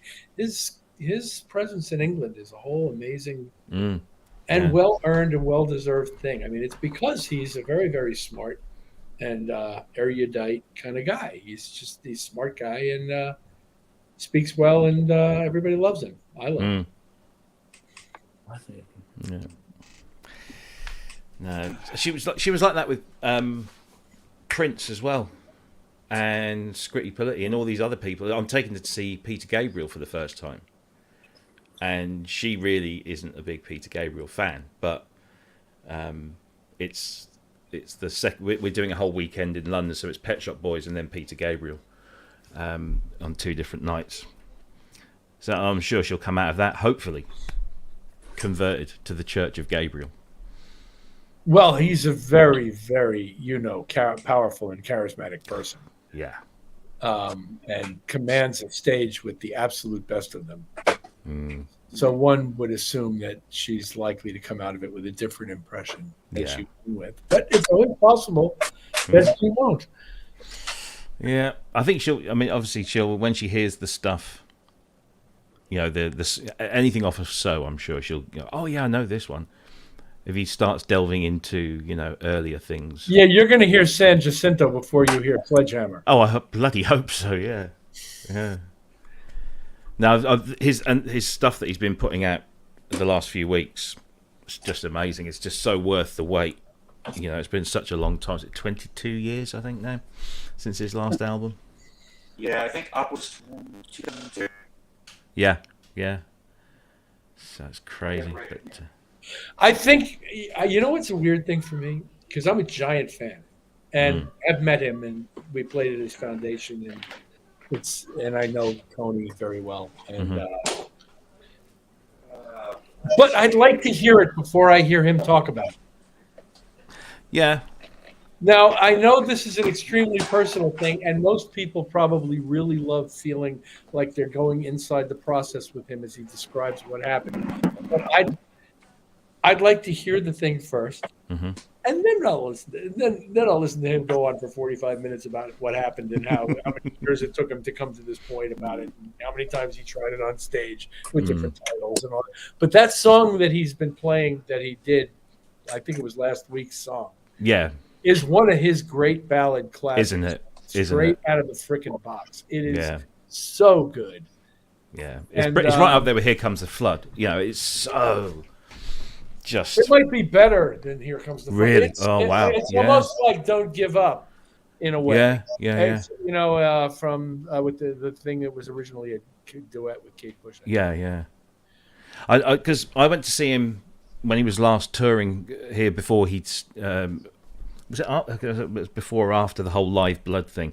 It was the Back to Front tour, you know, when he did the complete album, but he topped and tailed it with, you know, library stuff. And I think he did that song that he's just released. I think it was the second number, so it was just him and Levin on his electric upright bass. So Peter's on piano, Levin's on bass, and he's not formed the lyrics, so he's doing that whole Gabrielese thing where he's just making sounds that seem to fit, and then sometimes some words would come in. And I think when he introduced it on stage, he called it Daddy Longlegs, but then when the Blu-ray came out, he'd given it another title, Oh But even then, you heard, and you just think, wow, I cannot wait to hear what he's, you know, the finished article. And here we are, 9 years later, and we finally got it. And it's just stunning. I waited until midnight for it to come, and I just sat here. And Jackie had so she's had a lot of medical issues, nothing major, serious, or anything like that. But something happened the day before, and it worried me a little because, you know, 2023 being what it is, and we've lost some really cool and amazing people. And it was just after something else had happened, and I was a little bit concerned. And then I heard that song, and I was just like, yeah, it was powerful, because the whole lyric of the song is about a couple and the storing of their life's memories, and how that becomes a kind of a world of its own, and you can go and dip back into it. And I was like, oh man, this is deep breath. But yeah, it's just powerful stuff. And then you hear, you know, like you say, he's doing these things on his Bandcamp channel where he's, you know, talking about how he came up with it, and here's some early versions of it, and here's a version we did with drums, and I find that fascinating because I know, and he's a fascinating guy. His work flow is so I guess unique, and you know, I've watched whatever documentaries there have been of his work. You know, the thing he did on the South Bank show before he released the fourth album, and his whole process with the Fairlight and the sampling, and how he has all these boxes of tapes and all this kind of stuff. It's just fascinating, absolutely fascinating. I would love to just sneak into real world and just sit in the corner and just watch. You know, I wanted to do that with Prince, but yeah, they threw me out. So Yeah, I think this is probably my favorite. I used to stand outside of Prince's door at a record plant and listen to him work. I did. Oh wow! On breaks when I was working in one studio down the hall, and I would come out there, and when I ever had a break, I'd come out and listen to what he was doing through the wall. I mean, I wasn't invited in, but no, sure, yeah. Stand out in the hallway and listen. When I made it to Paisley Park, sadly Prince had left the building, both, you know, literally and figuratively. Yes, indeed. Yeah, but I was there with Doty, which was cool. That was nice. Really? Yeah. I flew into Minneapolis and got to the hotel. About half an hour later, Doty turns up in his little car. He says, "Let's go for a ride," and he's got a little car. He had a little black. It's like a kind of typical English compact car. It was an American thing, Chrysler, I think. Horrible thing. But he took me. he took me to where Prince lived before Paisley Park, which is not far away in Chanhassen, and we could only go as far as the gatehouse because it had all been locked up. And then he took me to a restaurant that belongs to one of Prince's former cooks or chefs. So we had dinner there, and we went to Paisley Park. But unfortunately, we got there too late, so we couldn't do the whole, museum tour thing.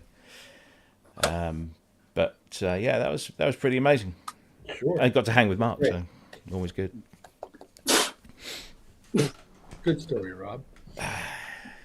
Well, the thing is that there's when Doty was working at Paisley Park, he attended a number of events that happened on the Paisley Park soundstage as they would and still do, or certainly up until his passing. And one of them was where they filmed the live footage that was used in The Beautiful Experience, which was an hour-long TV show that showcased a lot of the stuff that was released on the Gold Experience album. And when they do the title track, Gold, all this gold glitter and little cut-up ribbon strips fell from the ceiling.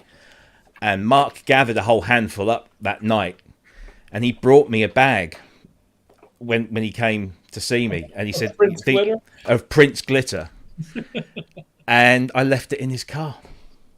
So he's still got it, and so the next time we meet, he's going to bring it with him. But so the Gold Experience was the album he was making when I was standing out in my hallway. Oh man, that is literally one of my favorites. Right around the period where he was also holding a competition for the most beautiful girl in the world. Yeah. Every single day, limos would show up to the studio, and beautiful women would come walking into the studio to interview with Prince. It was literally a parade of gorgeous women, at the studio every day. Oh man, I hope that one of the next box sets that they do, because I have to say the box sets that the estate have been putting out have actually been really well put together, well curated.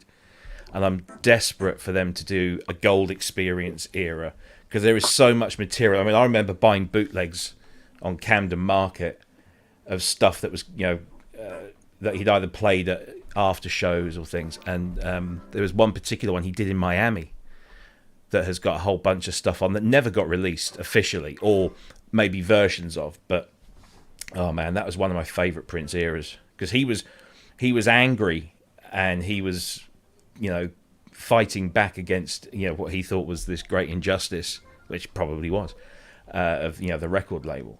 And it he had really, the word slave carved on his cheek. Yeah, I remember that. Yeah, and he was doing some of what I thought was some of his best work at the time, because I think he was just really fired up. He was just like, I'm going to put stuff out. I don't care if they tell me I can't put anything out for another year. I'm just going to keep putting stuff out.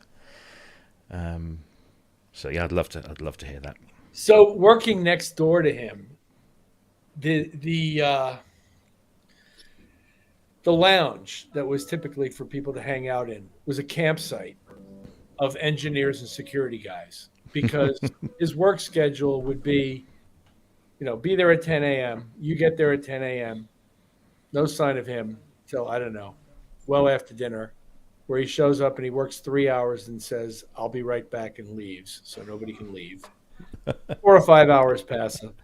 Eventually he shows up at 4 or 5 in the morning. I mean, he expected people to be there on call for when he came, even if it wasn't when he said he was going to come. And so the lounge for the studio he was in was a campsite of engineers and security guys.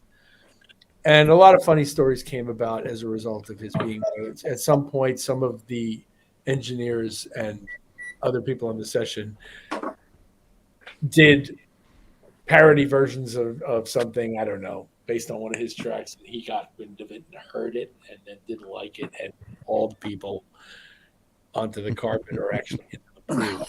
He made people die. He made people jump into the pool fully clothed and shit. I mean, I heard there was all kinds of stories from those security guys and engineers came in out of that lounge. But that's what I remember about the Gold Experience album, is the parade of women in the lounge. Very cool. And the songs. He came walking out one time when I was standing out there, and he looked at me like, "Who are you?" And he must have been wearing like 6-inch heels because he was still just a little bit shorter than me, and I'm not that tall. And then his security came out, and he felt, and I walked away and make him feel. Yeah. I love Mark's story about when he was at Paisley Park and he was going up the stairs and Prince was coming down the other way, and there was just like no eye contact or anything like that. It's just like Prince kind of like ran when you get to the bottom of the stairs or something crazy. It's just like, very cool, very cool. Well, he played with us once. Yes, yeah, I've seen that. I saw that clip. I bet that was pretty amazing. I didn't know he was going to come out on stage. Really? I mean, we knew he might, but there was such a logistical quagmire that preceded it that it wasn't clear that he was gonna, and then he did. Maybe other people knew, but I didn't. So I was, it's great. Awesome. First of all, we're playing in the Superdome in New Orleans, which is a football stadium. Yeah. And then there's him. Yep. Indeed.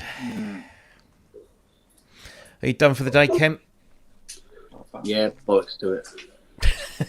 Bollocks to it. Yeah, bollocks to it. That's the only downside with my job is that you can never know, because everybody wants to have a quote on where it's going. Go, well, how much is it going to cost? I go, well, I don't know. Can you give us a ballpark? All right, a ballpark. And you go, well, I don't know, say $750 or something like that, right? And then you go to do the job, and it turns out to be some, electronic nightmare. You know what I mean? And then you come back and eventually go, well, we had to buy a lot more parts than we thought we were going to need to, and it took 4 times longer than we thought it was going to. And so that will be £2,800. And they just go, oh, I'm not paying rent. I could have bought another one. And this is why you have so many keyboards stuck at your gaff.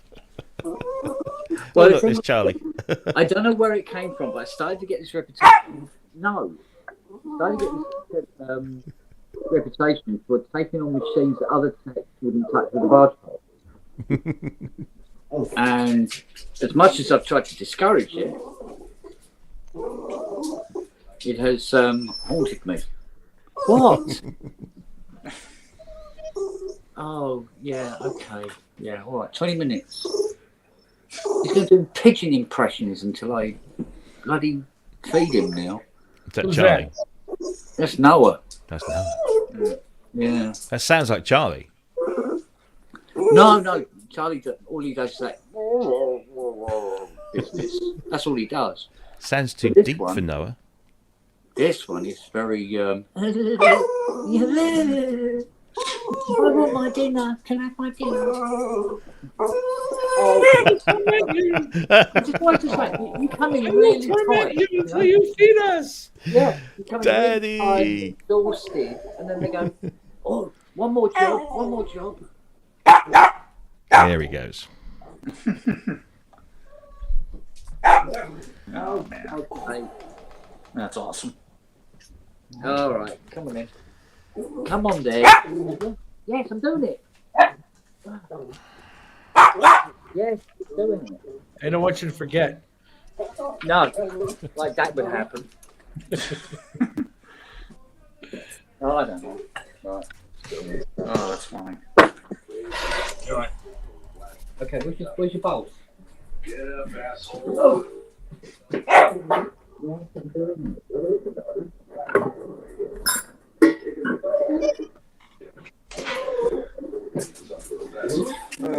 a thing that Charlie does as well sometimes where you're preparing the meal and he takes a run at you, jumps up and pushes you. And you're bloody flying.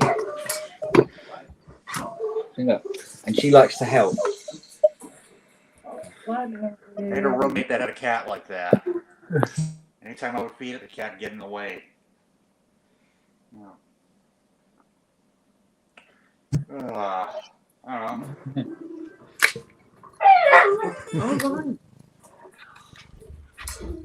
You're getting on the mic, Bluebell. Oh, mate. Oh man. So, So, when's the Sonic State one start? 20 minutes apparently. Oh, is it 20 minutes? Oh, Yeah. okay. I was just busy zoning out, just trying to sort this video out to upload for afterwards. Yeah.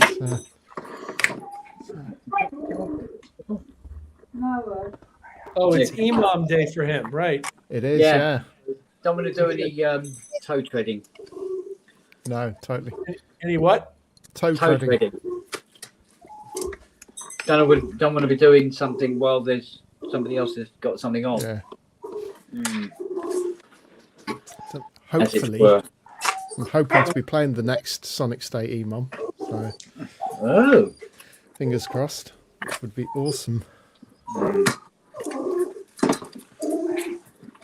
You're going to do this until you get the food in front of you, aren't you?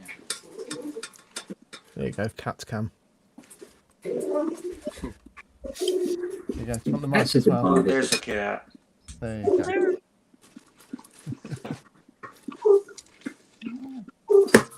Right.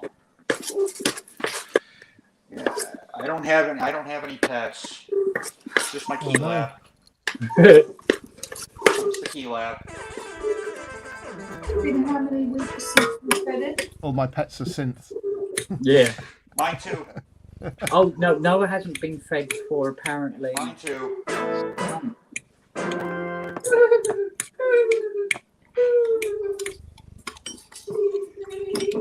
right, so I just got Mercury 6. I just placed the records and the thing. You're getting dog food up. Stop doing that. Richard, do you ever take a practice synth into your room at all, or don't feel the need? I have done at various times, and I've also toured with rollies of various sizes and just used my laptop as the synth. But the truth is I don't use it enough to justify the trouble of having to carry it. Mm-hmm. And it's not needed in my work. If it was needed in my work, for example, my teammate does have to have some form of keyboard input for the work he does in hotel rooms. I haven't had to do that. And just purely for my own recreation, it's just more shit to carry. And I'm not looking that's for fair more, enough. Yeah. I'm not looking for more shit to carry. You know, I play, and when we're touring, you know, for real, I'm playing all the time. Ends up being a bit of a busman's holiday, doesn't it? Kind of, you know. Yeah, I think the only time I've ever had to take a synth or a keyboard to my hotel room is if something happened with my laptop and I had to figure it out, you know, that night or whatever. But it's only happened once. I recently had to do a programming session in a hotel room because I was going to have to use an instrument the next day that was not the instrument I normally used, and I wanted to work on the programming that I had for that instrument. So, similarly, in pursuit of whatever you're doing next, that's, you know, that comes up sometimes. Yeah. I normally play out with a Modi X7, and I did a festival last summer, and I was playing on two different stages, and they were about 45 minutes apart. And I don't know what I was thinking when I told the main stage, I'll just use what you guys have. And sure enough, it was a North stage, and I normally play with a Modi X7. I'm never going to do that again. Well, was your presentation substantially synthesizer based? Well, I had specific presets that I needed, but the way we were doing things is we didn't rehearse a thing. We were just doing kind of a, well, it was a Christian music festival. It was Soul Fest. And we were just going to be like, you know what? We're just going to just do random stuff for every set. We had 4 sets to play that weekend. We were just going to do something different because we get, you know, the same people that see us at every show. So why not just do something different? So I wasn't banking on, oh, he's going to open the set with Down Under, and I need a flute sound now. North Stage doesn't have a flute sound, so It was like, yeah, I think next time I'm just gonna. And I hated the action on the stage anyway, but I'd never played one before. What did it have? Simulated waterfall keys? No, it was stage 288, so it had a Sitar. I think it was like a TP 100. Kent would probably know, but Oh, an 88 note weighted keyboard, so Yeah. it was piano style. I see. piano style. And and this is going to sound interesting, but I have yet to play a weighted action that my hands really like, except for my RD1000. RD1000 Roland? Yep. Ah. Yep. I actually had to open it up to clean it out and, just do a tune-up on it. And now I had carpal tunnel surgery like 5 years ago, and my hands have never been the same. And yeah, every other piano that I've played, it's either been too heavy or too stiff. As soon as I start playing the RD, I'm like, oh, I can relax, and it just feels fluid. And that action is just, the keys go all the way from the front all the way to the back of the keyboard, and they're just balanced. There's like nothing complex about it at all. Well, I like Roland's actions, and I like some of the more recent actions pretty well as well, and that's what I play on stage. And now I'm coming to grips with the Phantom, which is a newer hammer action keyboard that's got yet a different action to it, and I'm getting to grips with it, and it's fine.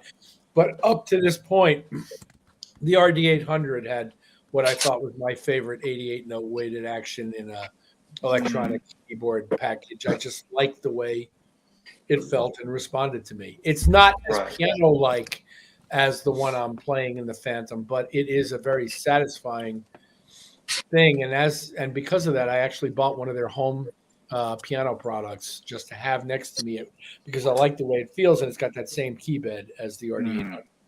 Yeah. I might have to give another. I've got a Yamaha CP300 downstairs. I live in the same building as my church, and we have a CP300, and I find that very difficult to play. I tried a P515, and that was even worse. So now my wheels are turning. If we ever have to replace that piano, I'm going to tell them, let's look at some Rolands. Because I like the RD1000. I've played an RD700. I like that. I played an RD800. I like that. I like the RD2000. Okay. I've even played an old KR570 from like '97, an old home, console piano, and I liked that. So it seems like I like Roland's actions quite a bit. Yeah, I do. So, Justin, where are you located in the States? So, I'm in South Berwick, Maine. In Maine, you said? Yes. Oh, what a beautiful place. Yep. Cold, but beautiful. Actually, it hasn't been bad. Like, February's been up and down. But, yeah, I like it up here. Cool. I like it there, too. Yeah, I mean, and where I am, it's not too busy. Right in the middle of town. I can get to where I need to go by just walking, Oh, cool. I can't drive. I suffer from autism, which is a childhood thing, which, is why, music kind of found me when I was really young. But I see. Yeah, I just, I like it when things are nice and calm. I can get to where I need to go. We only have like 4 apartments in my building, and I know everybody that lives there. So, but yeah, I love. Not to get too deep in my history, but yeah, I've been playing since I was 4 or 5.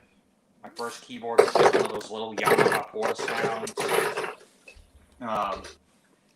And then I was given a Korg Poly 6 when I was in junior high in like '97, and as soon as I touched that and started turning knobs and discovered that, I can make my own sounds, the synth bug kind of bit me. Cool. And then Toto's like one of my favorite bands of all time, so, And that's how I found the Pro Synth Network. Was watching the Steve Porcaro interview. I thought that was amazing. Yeah. Mm-hmm. So yeah, all that stuff.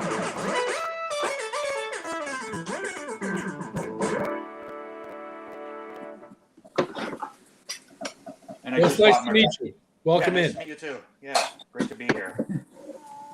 And I just bought Mercury 6 from watching it on yesterday's stream or learning about it, and I was like, yeah, this thing's amazing. I've already got the rest of them, so what's one more? Yeah. I got all that. I've got the V collection. I've got the Core collection. I don't think I need anything else. And then I've got the UVI Sonic Paths. And I've got the East-West stuff. So I might be a plug-in, nut, but... A virtual collector. Yes. Well, I do have... It's cheaper. I do have some hardware stuff that I've acquired, over the years. In total, including the 2 controllers, I've got 15 keyboards. I've got a DX7. That was an interesting story. I found it at a thrift shop, one town over, and I was looking at it, and the guy was like, "Oh, that's not for sale," and I'm like, "You're not going to sell me a DX7? Like, can you hook it up so I can try it?" And I start playing with it, playing some Toto stuff or whatever. I won't do anything because we're on YouTube and I don't want to get us copyright strike. But and then the guy's like, "All right, you want it? You can have it for $200." But the thing of it was, the case was kind of beat up a little bit. The output was a little loose, so I bought that one. And then I said, you know what? I'm just gonna go on Reverb, find another chassis, replace the chassis, and then just put the two together and make one DX7 out of it. So I did that. So I've got a nice, beautiful DX7. I know that's a curse word to some people, but you know what? I don't know. I just like it. It's just got a vibe about it. So I have a DX7. I have the Modi X7, which is one of my main gigging boards. I've got a PSR 530 for portable stuff, and then I have a Portasound PSS 270 because it was my first instrument, and I saw another one, and I had to have it for sentimental reasons. I have a Korg Karma. I've got a Trinity Pro X. I have an O1W Pro X. The O1W was inherited from another church, also known as the M10. And then I have the Mini MS-20. I have the Roland RD-1000. I have 2 Ensonics. I have a VFX SD with Poly Aftertouch, and it works great on the Ensonic, but try to control a soft synth on it. It's a nightmare. It's really, really hard to get work. I have an ESQ1. And then I've got a bunch of Behringer stuff. I've got the DeepMind 12. I've got the Odyssey. I've got the Model D, and I've got the 2600. So I've got a good collection of stuff. I like working with hardware and with software, depending on what I'm doing. Can I ask you a little bit? Can I ask you a little bit about your music work in the church? Do you have an organ in your church, and are you the organist? So I'm the song leader. I'm also the AV director, and I do a lot of stuff behind the scenes. And I love what I do. I wouldn't trade it for anything. And everybody on the team is even behind the scenes just very easy to work with. And I don't try to force any ideas on anybody. So no, we don't have an organ or an acoustic piano. We do everything with keyboards. Okay. It's not a big church. We've got maybe a couple people on the team, myself, and then somebody else that plays acoustic guitar, and then a couple of singers. We do have a drum kit, which I own. I've got 2 drum kits. So we have a family member of our pastor's.